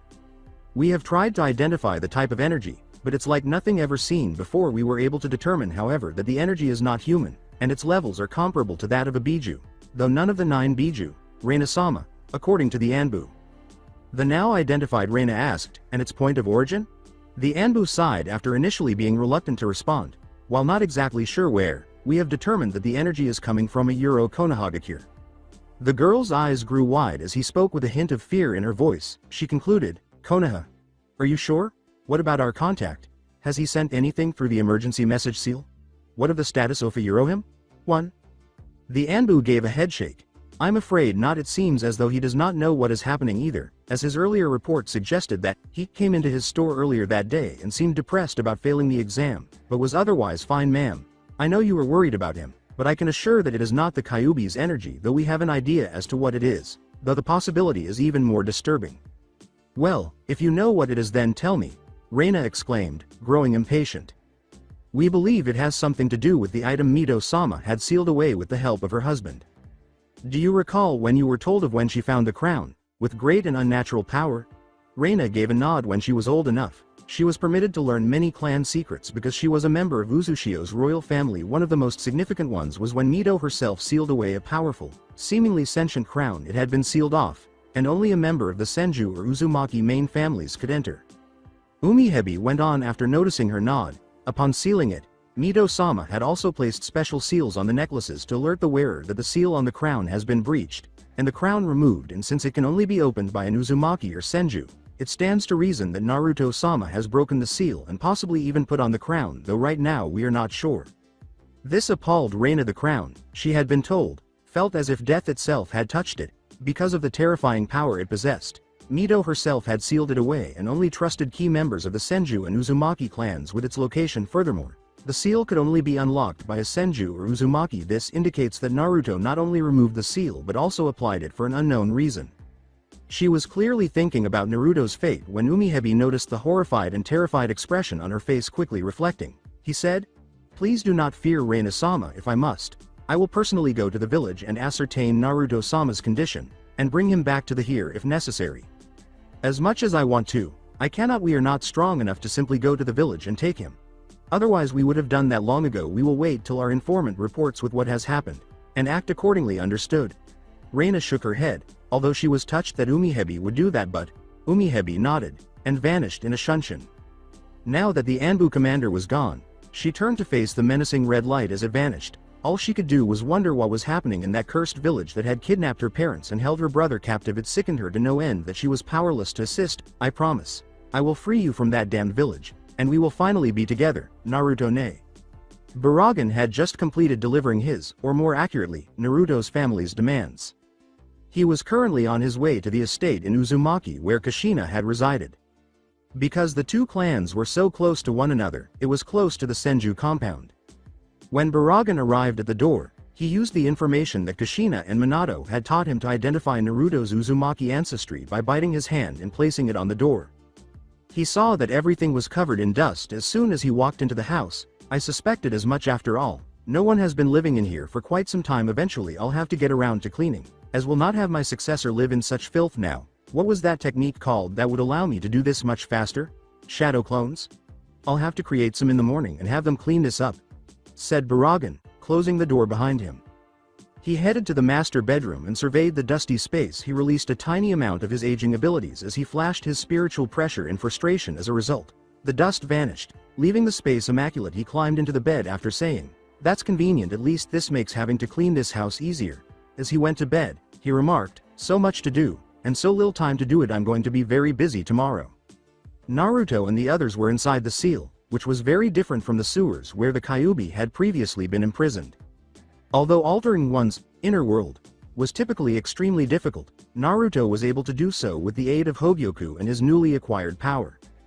The house Naruto built was quite large because they would all be inside the seal for a while. Kushina wanted it to look like the house that Naruto should have lived in from the beginning. 1. It had enough space for everyone, though Kushina chose to sleep in a different room than Minato because she was still upset with him for his naive idealism that turned Naruto into the village's pawn, in part because of her daughter's disappearance. However, Naruto had been elected to a number of different areas in the vicinity of the house. A large desert region with white sand, reminiscent of Hueco Mundo, lay to the south of the house. A lush forest with hills and some plains, inhabited by small animals, made up the majority of the remaining terrain. He reasoned that Kyuubi would prefer to be able to enjoy some beautiful scenery rather than the sewers she was imprisoned in, even though they weren't really necessary. He was correct. Since she had been running through the grass for a considerable amount of time, she appreciated it even though it wasn't real naturally. Kyuubi had recommended the installation of a hot spring because, despite being in Naruto's head, they would occasionally want to unwind. However, he hesitated for a moment before making one because of the way she looked at Naruto and relaxed. The only remaining issue, however, was the limited amount of time Naruto had before completely assimilating Baragan, which would also require his parents to leave. Hogyoku was able to solve this problem. She had considerable control over the passage of time inside Naruto's inner world thanks to both her own and Baragan's aging abilities. Although it wasn't as quick as it was in the Precipice world, it was still fairly quick, so she wasn't entirely certain. Hearing that he would be able to spend more time with his family made Naruto very happy. He gave Hogyoku a hug and even a cheek kiss. When Naruto realized he had done that, He felt a little ashamed, but she assured him it was okay. Once everything was finished, they started organizing Naruto's training regimen. They wanted to teach Naruto the shinobi arts in addition to teaching him how to control Baragan's abilities. After all, they didn't want him to lack any shinobi skills just because he would be able to age someone to death without touching them. Naruto was excited about the prospect of learning their methods, so he wasn't complaining. In order to teach Naruto Kido and other Soul Reaper spells, Kyoka Suigetsu and Hogyoku made the decision. After all, having a wide range of skills never hurts, especially considering that, despite their strength, his hollow skills were confined to his Sero and Respira. And Kushina and Minato are now taking turns training Naruto, or to be more precise, Kushina and Minato are ganging up on Naruto. Their battle, the now red-haired teen was fighting both his parents at the same time using his Pesquisa. He had ducked in time to avoid getting his head pierced by his mother's chakra chains. He quickly used Sonido, and not a moment later chains erupted from the ground where he had been. However, Naruto had no time to rest because his father was on him in an instant, pointing a Rasengan at him with his right hand. It was difficult to use his aging ability to effectively slow down any direct physical attack against someone who could teleport instantly. In order to stop the attack, Naruto swiftly raised Aragante. The blue spinning orb met the giant axe, and the Rasengan tried its hardest to try and obliterate the axe to pieces. Naruto began charging his Ryotsu to his left hand, and pointed it at his father. Sero! He yelled, and let loose the red beam of destruction. Minato swiftly moved Hirishin out of the way after spotting the impending attack. After the attack was over, Naruto looked back and saw his parents standing a few feet away. With pride in her voice, Kushina remarked, "You're getting better, Sochi. You're able to sense where my chakra chains are coming from now. Yeah, not to mention you're able to actually block my attacks when I use the Hirishin," Minato replied. "Yeah, well, even with my hero, I didn't want your little spinning ball of doom to try and drill into my chest anymore," said Naruto dryly. His parents laughed a little at this. Naruto turned to his left, sensing someone, and saw Kyoka Suigetsu coming. He said, "Hey Sui-chan, what's up?" Naruto had chosen to refer to Kyoka Suigetsu as Sui-chan during their time together thus far. Although Kyuubi had informed her that it was his peculiar way of showing respect, at first she didn't want him to call her that. Another thing was that KS said, "Cha Etsu-chan says that training is over for today." The fact that Hogyoku lacked a proper name annoyed Naruto. She attempted to argue that she was content with her name and didn't require a new one even though she didn't have a physical body outside of Naruto's mind. He claimed that she was a thinking, feeling being just like him, so he chose to call her Cha Etsu. Her father's last name was Cha Etsu Urahara, so she gave in and changed her name to that. Before Naruto could leave, Sui said something that made him blush. "All right, guess it's time to head back." Also, Kyuubi-san said that she wanted to have her special Naruto time. She appeared to be growing impatient, "So if I were you, I would hurry," Sui said, hiding her smirk behind her long sleeve. Having an angry Kyuubi no Kitsune was not something he ever wanted to deal with, so he quickly left after hearing that. Using Sonido, he soon found himself in Kyuubi's favorite spot, a large sakura tree on top of a hill. Though the wood was a deep red and the petals were silver instead of pink, Naruto had wanted to do something special for her and give her her own little spot, and when he asked, that's what she wanted. Naruto knew she would be here, but he didn't know exactly where she was until he felt two slender arms behind him. Though Naruto couldn't help but smile when he thought of Kyuubi, she hugged him from behind and pressed her large chest into his back, making him blush. "About time you showed up, Naru-kun," Kyuubi said. As it turned out, Kyuubi did her best to help Naruto, even from inside the seal. She was unable to do much for him physically, but she had tried her hardest to console him through dreams, and so came her Naruto time. It didn't help that she publicly acknowledged that she now thought he was even more attractive than before. Not only did she like his real red hair better, which made Minato and Kushina laugh. In fact, she even declared in front of everyone that he was now prime mate. Naturally, Kushina went into protective mother mode. Hell, even though he was a good mate, she had admitted that, as a human, he would only be able to live for a certain amount of time before dying, and no matter how much she had cared for him, she would never be able to bear to see her mate die while she would live on. However, Naruto's new power from Baragan had resolved that small issue, and she now had no trouble pursuing a more intimate relationship with him. Even though Kyuubi and Naruto only ever kissed and occasionally groped, they were still content with their relationship. "I'm not late, am I?" The last time he was late for training, a nervous Naruto asked. Then Kyuubi gave him some special training, and even his Hiero didn't do much to stop her vicious onslaught. Kyuubi smiled slightly in response to his question because, despite having half of her power hidden inside Minato, she was still extremely strong. In addition, Naruto had not yet mastered his hollow powers, though she had to concede that he was becoming fairly proficient in the short time he had been training. "You're not running late, you're actually a little early, Mai. Are you really that keen to see me?" She smiled mischievously and said, "I'm flattered." Normally, Naruto would blush at this, but during his time inside the seal, he had become used to it. "I'm excited to spend time with my favorite vixen. Of course, why wouldn't I want to hang out with a woman who is so gorgeous and amazing?" Even though she was a powerful demon, she was still a woman, albeit a very dangerous one, and like all women, she enjoyed receiving compliments, Naruto remarked as he gazed into her crimson eyes. It appeared that his choice of words was accurate, as her face brightened with happiness upon hearing that. "You really do have a gift for words, don't you?" With that, Kyuubi turned to return to the red and silver sakura tree, and Naruto swiftly trailed behind her. When they arrived at the tree, Kyuubi sat down against it, and Naruto sat next to her. "What are your plans for today, then?" Naruto inquired. Kyuubi hummed in thought. "I don't really know." Naruto sighed at this.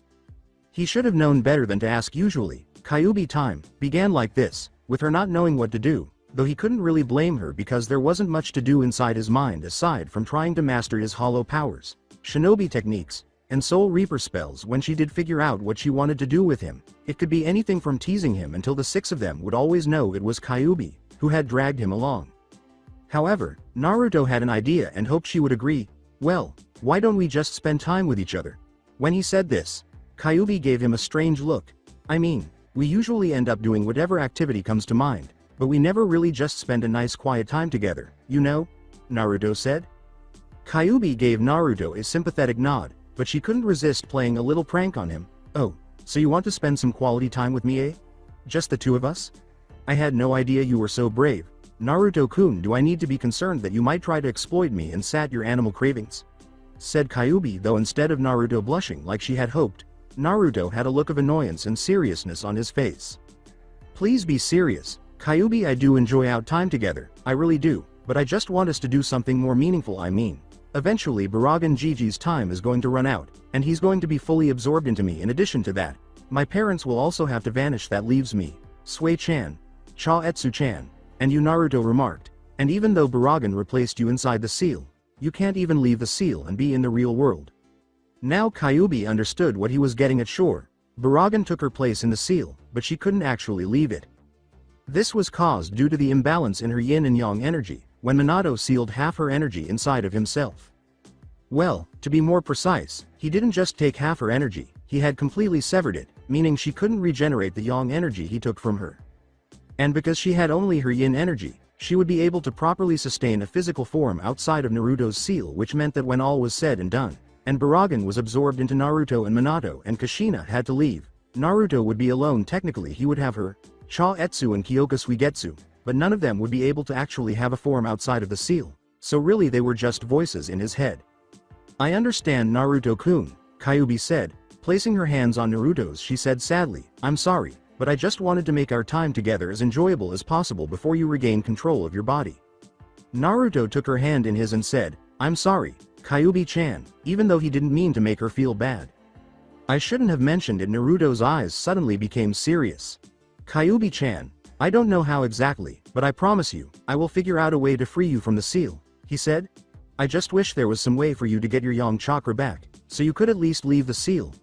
Even though I am aware that your yang is trapped inside my dad's body, it is still possible to release it. I'll find a way. I swear to you, you deserve to be free, not locked away." With conviction in his eyes, he spoke. His declaration moved Kyuubi, who put her right hand on Naruto's cheek and gazed into his blue eyes. "Thanks for that, Naruto-kun." Even though she knew it was nearly impossible because the seal Minato used bound her yang chakra to him and cut it off from her completely. However, we are both aware that it is practically unfeasible. Even Minato Baka is unable to reverse the seal he used, which has completely sealed it away. It appears that I will be stuck here, no matter how much I would like it to be different. Deep down, Naruto knew her words to be true. Without her yang chakra, Kyuubi couldn't stabilize her body outside of the seal, and it was virtually impossible to get it back to her. She was right. No matter how deeply he wanted her to be able to join him in the real world. A euro. Then Naruto had a thought. How deeply I want her to be free. A euro? That's all. Then Naruto got to his feet and shouted, "I got it." Kyuubi just said, bewildered, figured what out. Then, with a beaming expression, he turned to face her and said, "How are we going to restore your yang chakra?" "Oh, and how are you going to pull this off?" Kyuubi asked, merely raising an eyebrow with skepticism. She said. Leaning closer, Naruto said, "By wishing with all my heart." At his answer to freeing her, Kyuubi could only perspire. "Really? During training, did your parents hit you too hard?" With a deadpan voice, she said. "O ye of little faith," Naruto said, grinning widely at her. "Come, let me take you to a place where dreams can come true," he said as he took her hand, lifted her up, and used Sonido to transport Kyuubi to his destination. A short while later, outside Cha Etsu's room, Kyuubi said, "Naruto-kun, this is Cha Etsu's room." There was a strange gray steel door in front of her that looked like it belonged to a crazy scientist. Naruto knocked on the door and said, "Why, yes it is." There was a clatter of objects falling and a shout of, "Hold on," was heard soon after. The door slid open, revealing a slightly disheveled Cha Etsu, who was wearing a scientist coat over her usual attire. "Can I help you too?" "Actually, Cha Etsu-chan, I wanted to know if you believed Q-chan could regain her yang chakra." Kyuubi was perplexed by Naruto's question, since he claimed to have a plan, but he was still asking Cha Etsu. "Naruto-san, even with the notes on the seal provided by your father, there is no way to break the seal," Cha Etsu said after giving Naruto a brief glance. What use would it serve to ask that? She crossed her arms beneath her bust and pushed it up, and Naruto couldn't resist glancing at her chest, blaming Kyuubi for rubbing off on him, before turning back to face her. "Maybe I should rephrase that. If I really wanted it, do you think she could regain her chakra and be free to leave the seal?" Cha Etsu raised both of her eyebrows in shock at this, and Kyuubi finally realized what Naruto was asking. Normally, Minato's seal could not be broken, but Cha Etsu could bend reality itself a euro, as long as the person in question was strong enough to fulfill their wish. Now that she understood what he was saying, she said, "I see, so that's why you came to see me." "Well, do you believe it's feasible?" Naruto inquired. "Is that really what you want?" Cha Etsu asked, pondering as she stood there. "Above all, for Kyuubi to regain her yang chakra?" Naruto answered without pausing. "Obviously she is not deserving of being imprisoned like an animal like everyone else. She deserves to be free." Neither Kyuubi nor Cha Etsu could spot a lie in his statement. "I can't stand to see anyone important to me suffer like that." Kyuubi grinned. Cha Etsu scowled at that, saying, "Iya Euro, see, Cha Etsu-chan, when I said, I can't stand to see anyone important to me suffer, I didn't just mean Q-chan, I also meant you," Naruto said after observing her peculiar response. "I value you and Sui-chan equally, and you both ought to have the same freedom as Q-chan. Even though I am aware that neither of you has ever had a real body, there is still a way to provide you two with one." Cha Etsu couldn't believe that Naruto wanted her, Kyuubi, and Kyoka Suigetsu to be happy and free in addition to getting Kyuubi's yang chakra back. Although she had a human form now, she had never dreamed of ever being in the real world. She had never had anyone care for her so much before, and she could feel her cheeks getting hot as she considered Naruto. She pondered. Nevertheless, Naruto was unaware of what was happening or Cha Etsu's feelings toward him, so he put his hand on her shoulder and inquired, "Cha Etsu-chan, are you okay?"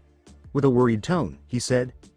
This jolted Cha Etsu out of her reverie, and she responded, "Yeah, thank you, I'm fine." "Regarding your previous inquiry," she said, "even though Minato's seal is powerful, it should be possible as long as you maintain your desire to have the seal broken and Kyuubi's yang chakra returned to her."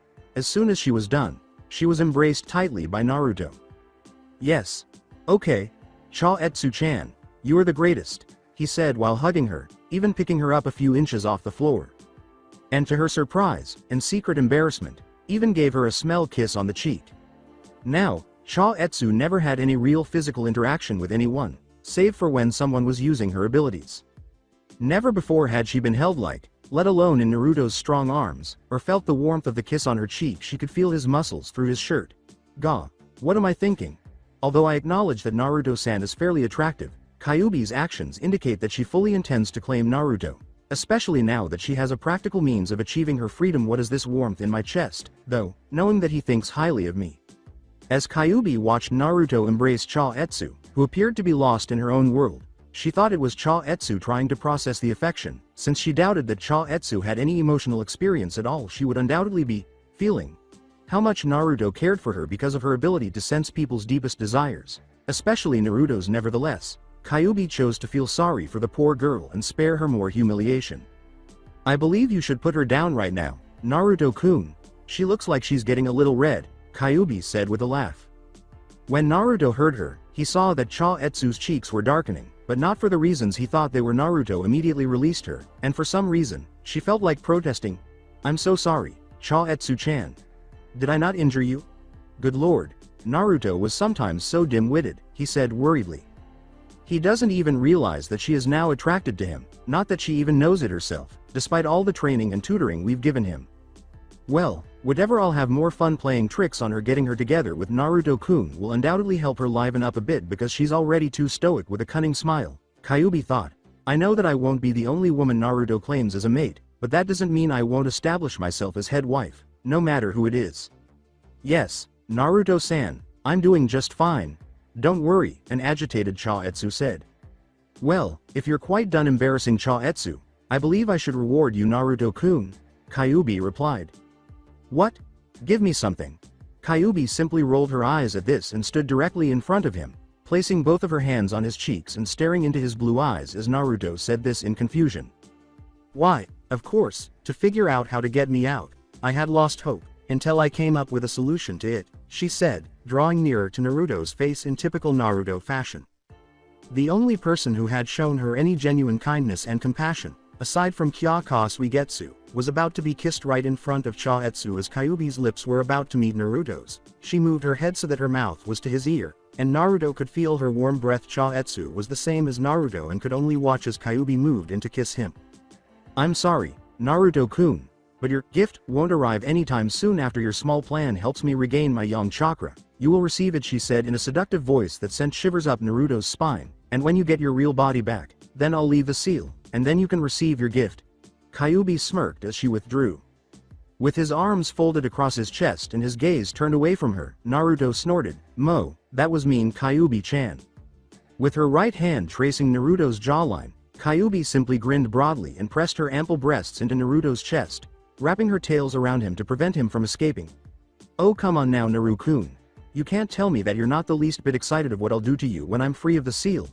This caused Naruto to react as she had hoped, making his blush even redder. Please, come on over and assist me, until I'm a stuttering mess. Q-chan will not stop playing her part. In his mind, Naruto begged. An old voice said, well now, this is unexpected. Everyone turned to see it was Baragan, though their reactions varied. Naruto had hoped that he could use this to get away from Kyuubi's cruel taunting. Kyuubi, who appeared irritated, assumed that Baragan was going to ruin her fun or help Naruto get over his nervousness with women. After all, she couldn't have him acting like a stuttering fool when the time came for their wedding night. Cha-Etsu was worse off than Naruto because of her lack of social interaction. B. Baragan Gigi. H. How much time have you spent here? Said a tense Naruto, who had hoped that the old man would help him escape after Kyuubi had agitated him and Cha-Etsu had embarrassed himself by refusing to do anything to stop Kyuubi's vicious taunting. Unfortunately, his hopes would be in vain. Enough time, however, Naruto. I'm shocked at you since it would not be appropriate for my heir to have anything less than the best. I would have assumed that you would not have enough experience with women to look for a suitable wife. He may be a crotchety, cynical, and ruthless bastard, but that doesn't mean he doesn't know how to occasionally have fun. But it seems as though I worried for nothing, as you seem to have that part handled, said an amused Baragan. Everyone was taken aback by what Baragan said, but Kyuubi recovered first. I'm so happy you approve of me, Baragan-san. Kyuubi said, it's wonderful to hear that you believe I would make a suitable wife for Naru-kun. Wife. Naruto stammered out, stunned by what was happening. Baragan was meant to stop Kyuubi, not to support her. Kyuubi, however, spoke without pausing to ask, what's wrong, Naruto-kun? Do you not find the prospect of our marriage appealing? Are you not fond of me? Do you not want to spend time with me? Even though she was determined to claim Naruto, it didn't matter if he didn't feel the same way. So Kyuubi pretended to be sad. She knew it was a little cruel, but she really wanted to know. I know she said that I was prime mate material, but that was before we had a plan to free her from the seal, Kyuubi said, and Naruto's eyes widened in shock. He knew she had feelings for him, but did she really want to marry him? Is she going to marry me now that there's a way to set her free? Looking into her eyes, she was being serious. This meant that Naruto had two options. Either he would say no, that he didn't like the idea of being married to her, and break her heart, or he would say yes, that he was fine with the idea of marrying her, which would mean that he would be basically saying he loved her, but did he really care for her to that extent? Looking back on their relationship, she had only ever helped him. She had comforted him when he was sad and alone. guided him to safety when he was thrown out, and now she was actively pursuing a more meaningful relationship. After weighing his options, Naruto sighed and, with his nerves steeled, placed his arms on her shoulders and met her gaze directly.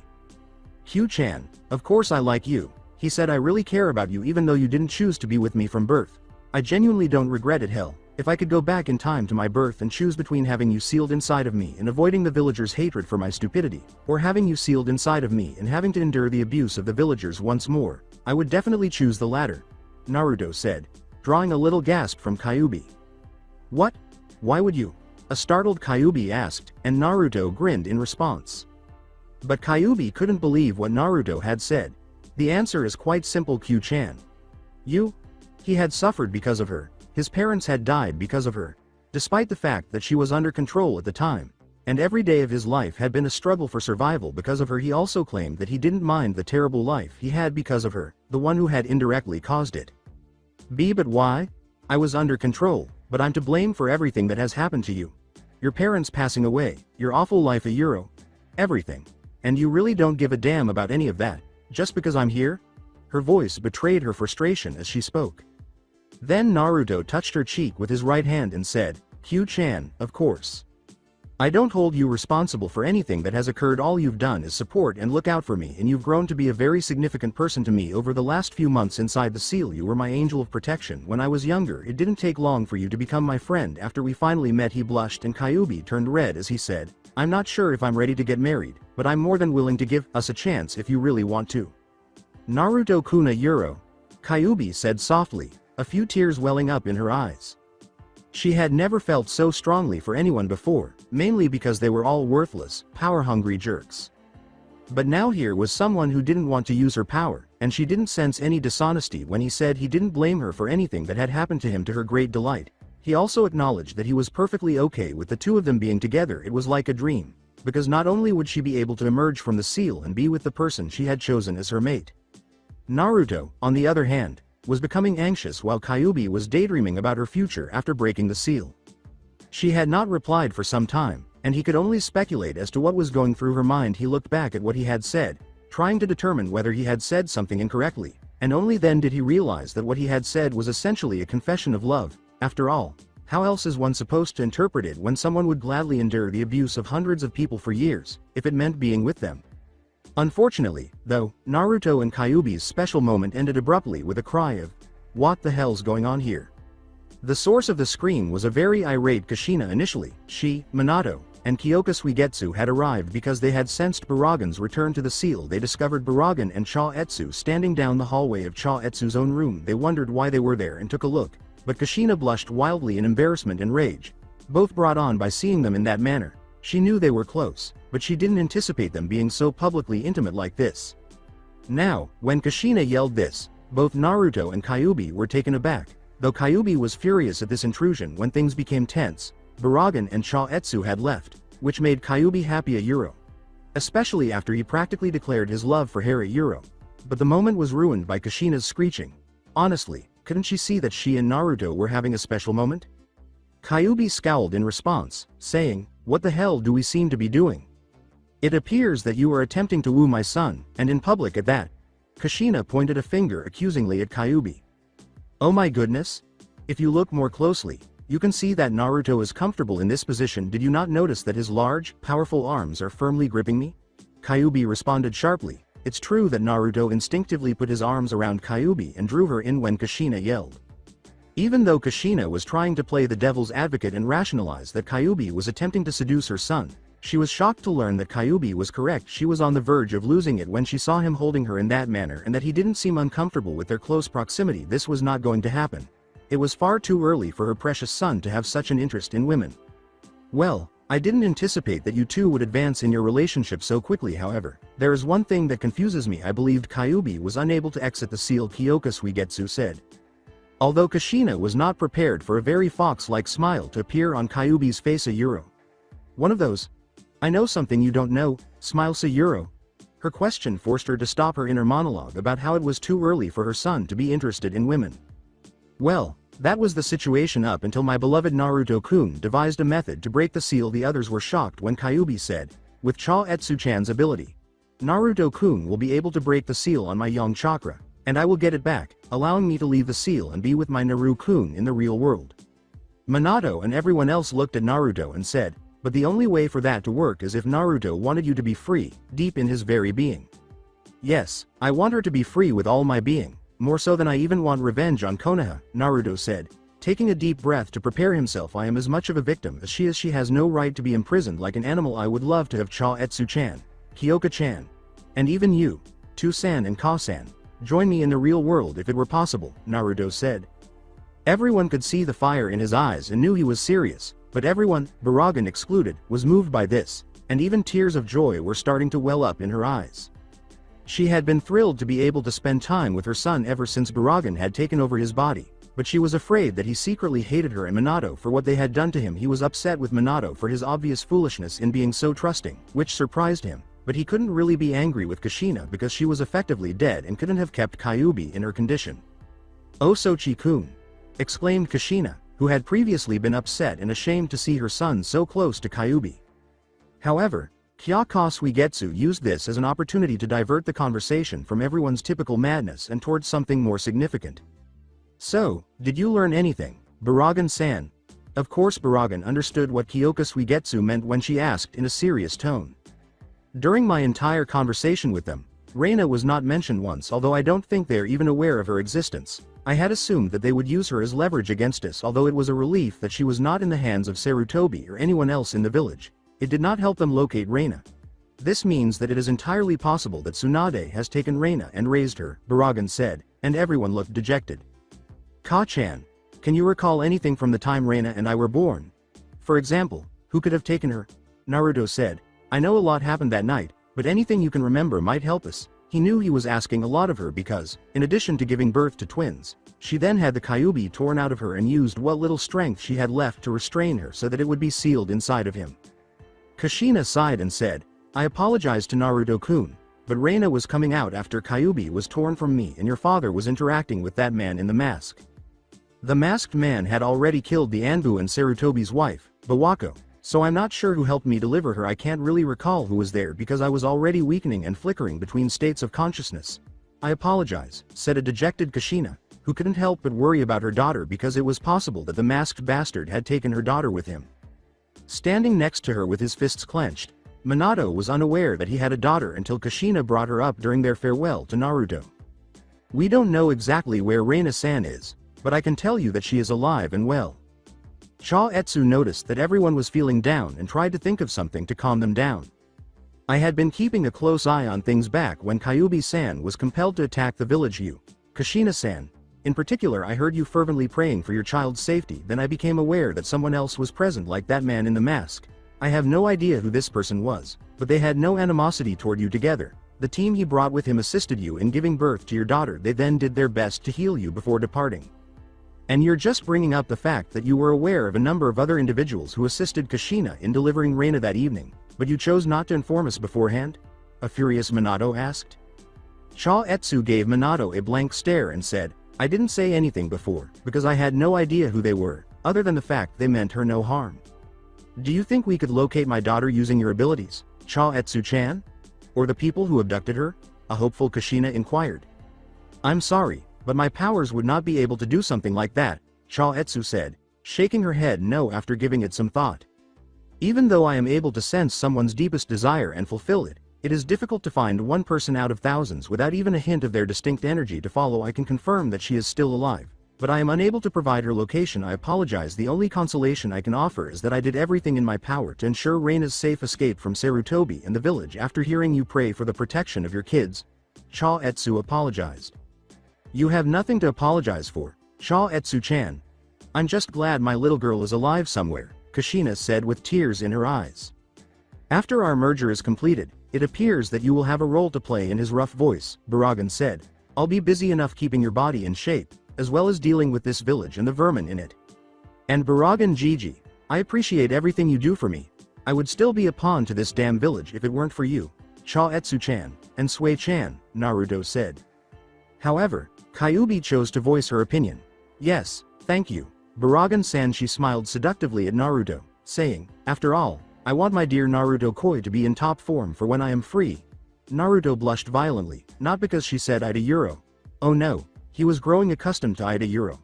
But because she said it in front of his parents, of all things. This also brought back Kushina's earlier rage. Kyuubi! Kushina yelled indignantly. Sarutobi was sitting alone in his office after the meeting, when all the civilians and heads of shinobi clans had gone home to think about what had happened. He was replaying in his mind how all those years of hard work to turn Naruto into a controllable weapon had just gone to waste, that some soul-eating monster from another dimension had taken up residence inside Naruto's body, and that it was going to be absorbed into the boy instead of the Kyuubi, and he had no idea what that meant for the fox, but he doubted it was for the better. Apparently, Minato, that overconfident fool, even felt the need to put a portion of his soul and that of his damn wife Kushina into the seal for safety.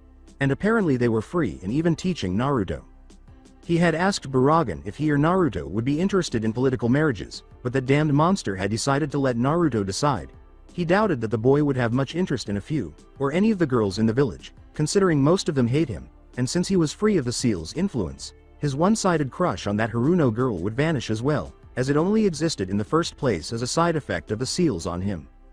He took a long drag from his pipe and considered his options. Although he was unaware of Baragan's strength, he knew that he was dangerously powerful. When he flared his energy, it felt like a weight on his entire body. Additionally, he had seen Madara Uchiha himself when he was younger, and not even he gave off such a feeling of dread when compared to Baragan's power. If only he knew what Baragan was capable of, he could devise some sort of plan against him. But Baragan wasn't even human, and while all ninja were capable of amazing things, he wasn't sure what a supernatural monstrosity, especially one who claimed to be king of them. However, he was startled out of his reverie by the opening of his office door, which revealed three individuals. The first was an elderly woman with narrowed eyes who had Gr. This is Kaharu Udatane, one of Sarutobi's counselors. She has long earrings, a simple long kimono that is closed with an obi, a jacket, and a sash over it, and her hair pulled back into a twin bun that is secured with a traditional hairpin with two pearls hanging off the side. The other individual was Homura Mitokado, another counselor who resembled Kaharu in that he was elderly, had gray hair, and wore plain clothes with a poncho-like top over them. He had a strong jawline, a beard, a perpetual frown, and glasses. The final individual, however, is the one Sarutobi concentrated on. He looked like a frail elderly man with a cane in his left hand, black shaggy hair, bandages over his right eye, and an X-shaped scar on his chin. He was wearing a white shirt with a dark gray robe over the top that covered his feet to just over his right shoulder, hiding his right arm. He was wearing a very displeased expression, and Sarutobi knew exactly why. Homura said, "Sarutobi, we need to talk." Sarutobi sighed. "Yes, I am aware of that." When he said, "Anbu, leave us now," the room's hidden Anbu departed, leaving the four of them alone. Now that we've cleared that up, what on earth happened there? Both Naruto and the fox are aware of the truth about his ancestry. The seals that had controlled him have been eliminated. The Kyuubi has reportedly been released from the seal due to the appearance of a soul-eating monster in its place, and you simply rolled over and complied with his requests. A furious Kaharu said, and Sarutobi gave her a glare that made her wince. You believe I'm unaware of that? Or have you already forgotten the single act that the soul-eating monster performed on Mizuki? In addition, I felt as though my life was being sucked out of me when he unleashed his power Euro, or do you not recall that as well? Despite my advanced age, I am not foolish. Since we have very little knowledge of this Baragan's capabilities, we are unable to devise a strategy to counter him. We would be going in blind and sending who knows how many of our ninja to their deaths attempting to subdue him if we didn't have the right information about his abilities. After all, knowledge is power.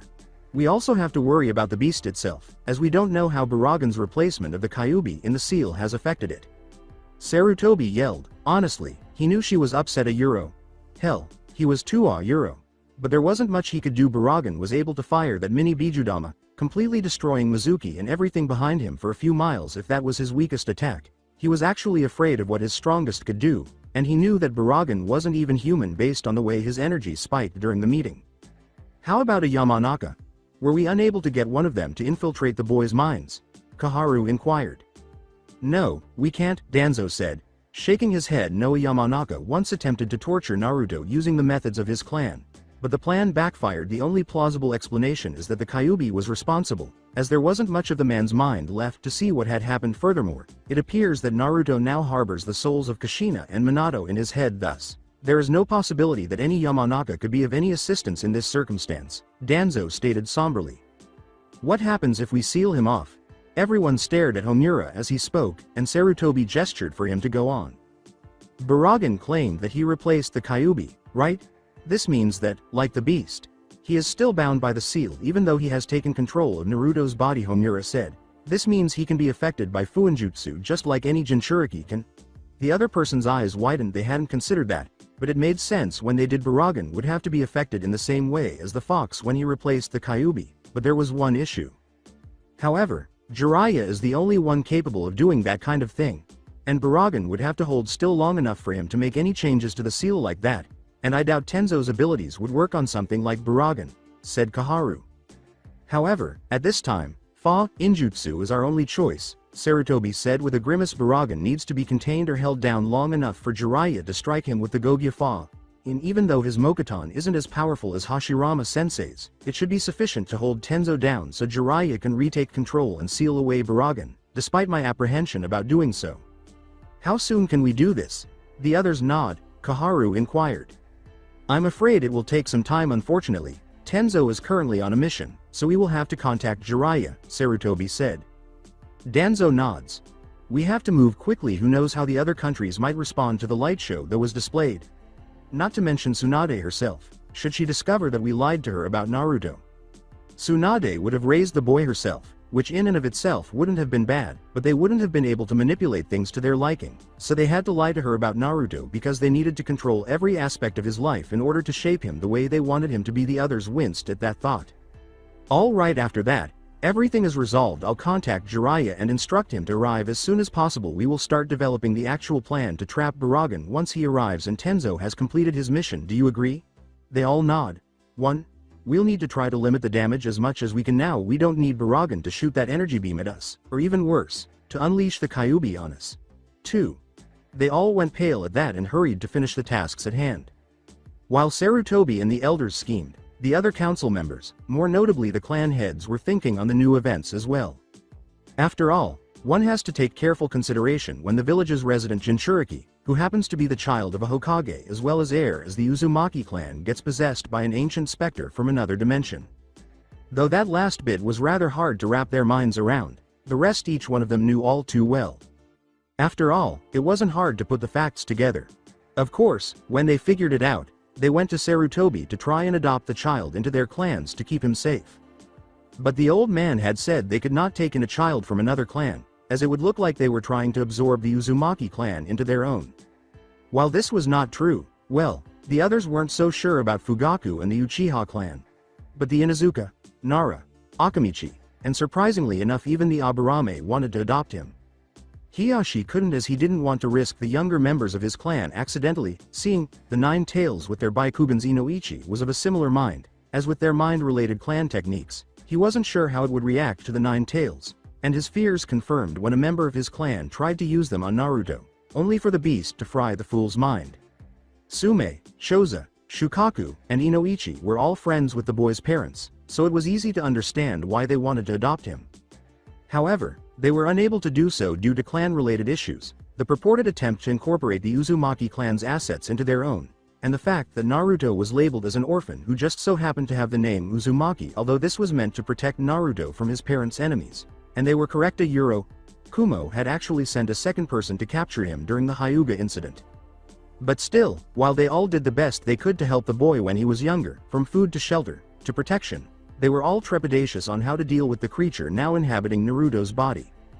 It had lain down its demands, and straight from Naruto's parents who sealed their own souls inside of the seal, which threw them all for a loop. But while they and their clans did not hate Naruto, not counting the rare few in their clans that did, they did not know what Baragan, and by extension Naruto and his parents, would do to them. After all, they were afraid of Baragan, Naruto, and who wouldn't be? When the boy would be free after absorbing Baragan, he was going to be none too happy. And who was to say the boy would not give his personal and bloody vengeance on the village itself? Or even their clans and families? They didn't even entertain the hope that Minato and Kushina would steer the boy away from taking his rightful vengeance on all of them, as both of them were rather ruthless people when it came to their enemies, and the both of them could very well see the whole village as their enemy. All they could do was hope that Naruto would not decide to annihilate them all when he regained control of himself. The following day Baragan woke up exhausted from dealing with the chaos that was Naruto and his family. But things eventually calmed down and things resumed as usual inside the seal. He wished that Naruto and that vixen Kyuubi would just get it over with and have sex already, but he didn't understand her desire to be free, saying it would be special. But then again, as a hollow, he never really had any interest in women, and having a skeletal body didn't exactly help either.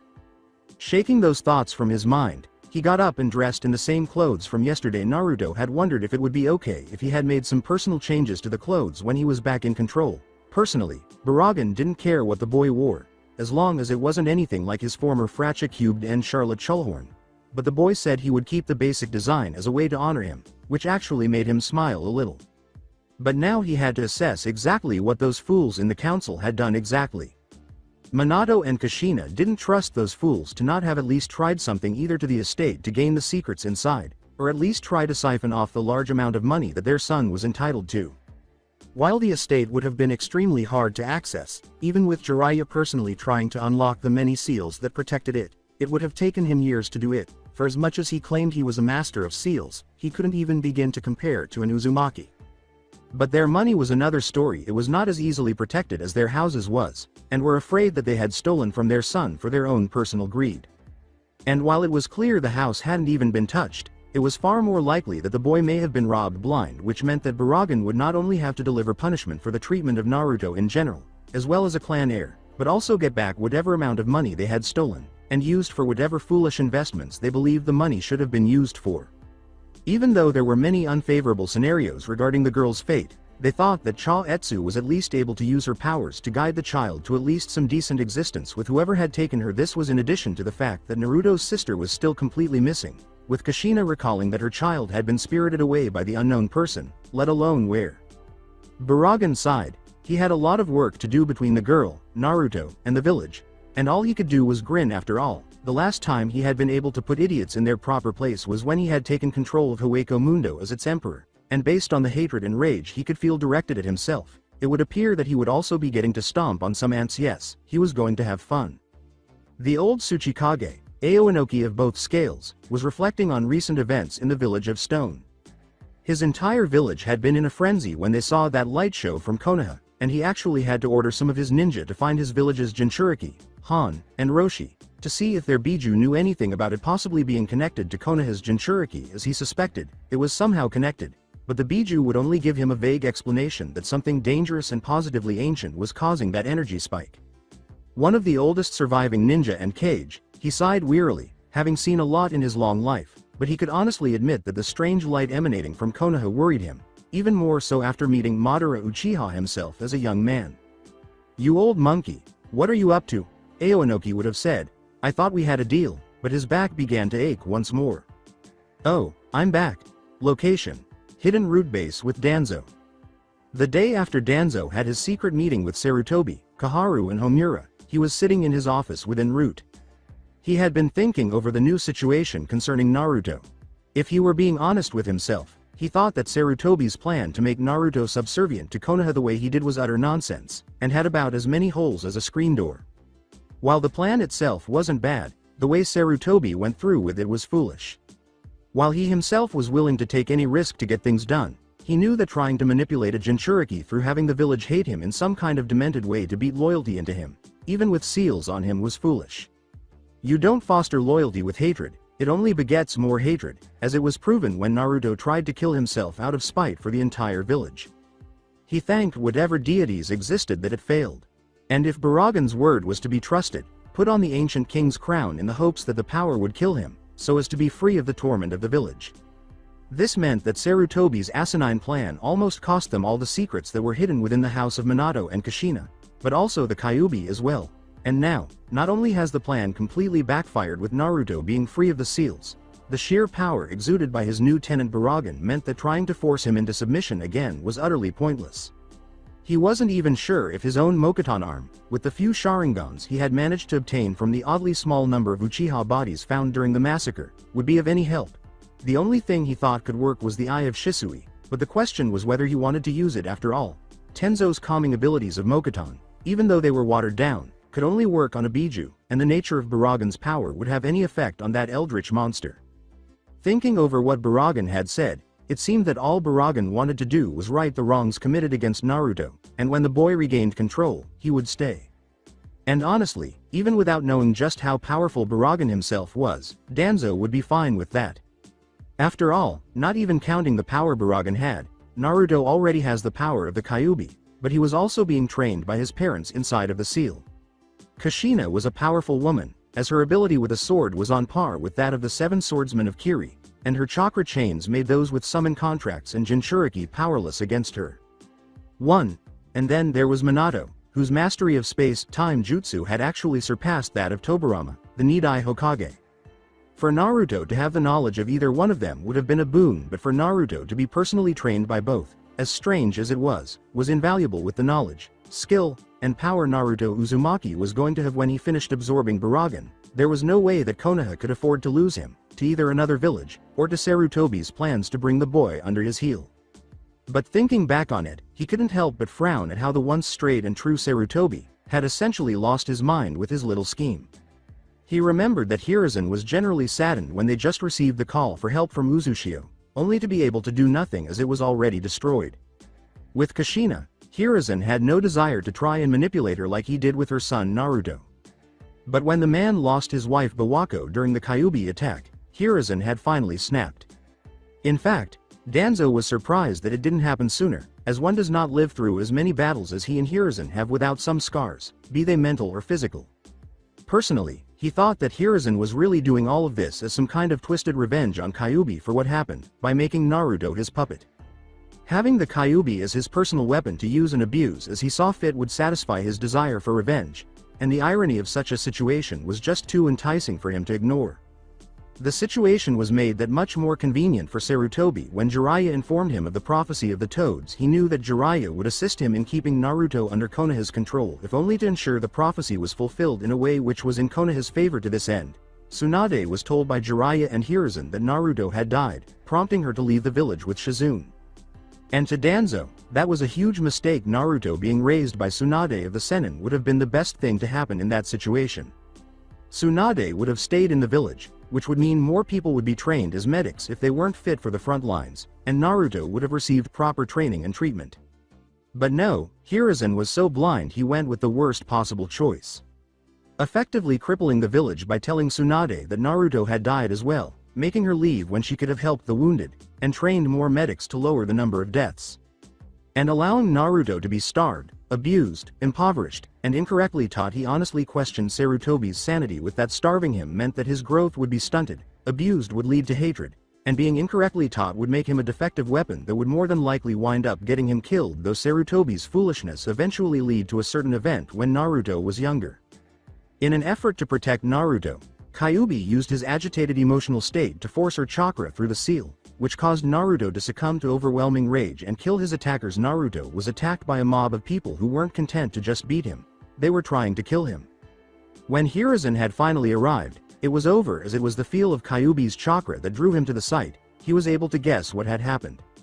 He knew that if Naruto truly was that angry, there was a very real danger that Naruto could decide to leave Konoha, or even worse, destroy Konoha, despite his best efforts to keep him loyal and in line. While Naruto was recovering at the hospital, Hiruzen had Jiraiya place 3 new seals on Naruto. An anger suppression seal, a loyalty seal, and a seal that would inhibit his ability to communicate freely with Kyuubi. The anger suppression seal would keep Naruto from becoming angry only at the harsh and abusive treatment that the villagers were constantly heaping onto him, and the loyalty seal would keep him loyal to the village and suppress all thoughts of betraying Konoha for any reason. He also made the decision that Naruto wouldn't learn anything about his status as a Jinchuriki, nor would he be trained to use the fox's chakra until Jiraiya could come and take him out of the village for a sufficient length of time to train him with it and contain Naruto properly in the event that something went awry. Danzo, a patriot who would stop at nothing to ensure the safety and strength of Konoha as a whole, had other ideas. He was a warmonger, but his main goal was to keep his home safe and strong. To that end, he attempted to undermine Sarutobi's attempts to subdue Naruto. One night, he had Naruto secretly taken from his home in the middle of the night, kept asleep under a genjutsu so he was unaware, and once in his possession, he applied 2 more seals, an intelligence-inhibiting seal that would seriously impair his mental abilities, and a growth-inhibiting seal that would significantly impair his physical abilities. The intelligence-inhibiting seal served to seal away his mental growth and potential, his cognitive thinking abilities, his sense of reasoning and logic, the rate at which his mind would mature, and the capacity at which he could learn mental skills. The growth-inhibiting seal served to seal away the full rate of bodily potential and growth that he would experience a euro. It would do things like stunt his growth, make him clumsier than he would otherwise be, inhibit muscle memory from taking hold, and limit his ability to grow physically stronger and faster. Danzo applied these seals with every intention of eventually removing them. He wrote and applied the seals in such a way that once the seals were released, all of the growth and potential that he would have had, and even the things that he would have learned, would be returned to him almost instantaneously. A euro. Granted, it would cause him agonizing pain, but it would all be given back, and it would be as if the seals had never been applied in the first place. Danzo knew that if Naruto seemed slow to learn, Hiruzen would eventually give up on the boy. At that point, he would scoop him up, release the seals, and explain everything that Hiruzen had tried to do to him, and why he tried to do it. Watching Hiruzen's descent into vindictive selfishness really helped drive home just what the will of fire was. He could see that Hiruzen had lost his, and Danzo knew that it had to be kept alive in order for Konoha to not only survive, but to prosper. He also knew that not training Naruto early on with Kyuubi's chakra was a grave mistake. A mistake that he was determined to correct. And after having the boy properly trained, and the boy's malnutrition from lack of eating, due to lack of decent food to eat, he would have had his best train him so he would be able to handle the more powerful techniques that both Kushina and Minato left for him. And with proper planning, Hiruzen would have been a euro disposed of, and with he himself or even Tsunade in the Hokage's seat, and Naruto being properly trained, the village would prosper. Or at least, that was his original plan. But thinking on the current situation, was things really as bad as they seemed? Yes, Baragan was more than likely to kill several people, but the village as a whole had been suffering due to Hiruzen's incompetence regarding the training of ninja, that many of them were not as powerful as they should be. Not to mention the civilians were almost completely out of control with how they did things, no thanks to Hiruzen giving them the go-ahead to get their petty and meaningless revenge on Naruto. So, Danzo could either side with a man whose mind was warped from grief and anger, trying to control a prophecy of all things and attempt to make what should have been one of the greatest ninja the Leaf Village have ever had in Naruto, all while claiming it to be for the good of the village, a blatant lie that sickened him to no end. Or Baragan Naruto, who if he played his cards right, would be able to keep him in the village when he awoke and his merger with the ancient Hollow was complete delusional old man long past his prime, or a young man with the power and knowledge of his parents, an ancient soul-eating monster, and the strongest of the 9 Biju. Since the bodies appeared to have been drained of their very souls, Danzo didn't even need to consider the decision for a moment. It was clear perhaps he could finally figure out why so many of Naruto's attackers would mysteriously die when the boy himself hadn't done it. He would need to ask Baragan about that when he had the opportunity. With Reina sat at her desk, dressed in a fitting red robe, going over the letter she had just received from her spy. She hadn't expected one so fast, as no doubt the whole of Konoha was in an uproar over their little light show, and her spy had apparently barely managed to get the information when the emergency council meeting took place. But what she read in his report stumped her. Her brother body was being controlled by a soul-eating monster. And her brother was inside of the Kyuubi's seal, and actually training with the souls of their parents. Just what the hell was going on over there? But her spy assured her that everything was true, and she had no reason to doubt that he was losing his mind. He had been watching over her brother for years, and did not mince words when giving reports. But how was she to take this? She had always wished to take from Konoha, had it not been for the council, comprised of all the different clans and the few civilians mostly disagreeing with her, and only the Uchiha wanting to help her, as many knew of her brother. But now that something from another world had taken up residence in his body and was about to fuse with him in a short while, she could only imagine how powerful it was in persona Euro, or rather, how powerful her brother was going to be. She wasn't sure how to feel about this. Although Konoha could no longer keep him bound like a guard dog, she wasn't sure how he would react when he met her. After all, she had been living in luxury while he had been forced to live in filth and squalor, so she doubted that anyone in her village would be able to resist him. Reina muttered, "Brother a euro," in the hopes that everything would work out when she finally met her brother.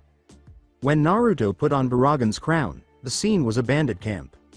One of the most vicious bandit camps in the elemental nations was called the Night Parade, after the Hyaki Yaka, or Night Parade of 100 Demons, led by the yokai Nuraihayan, a giant of a man who looked very much like a demon himself.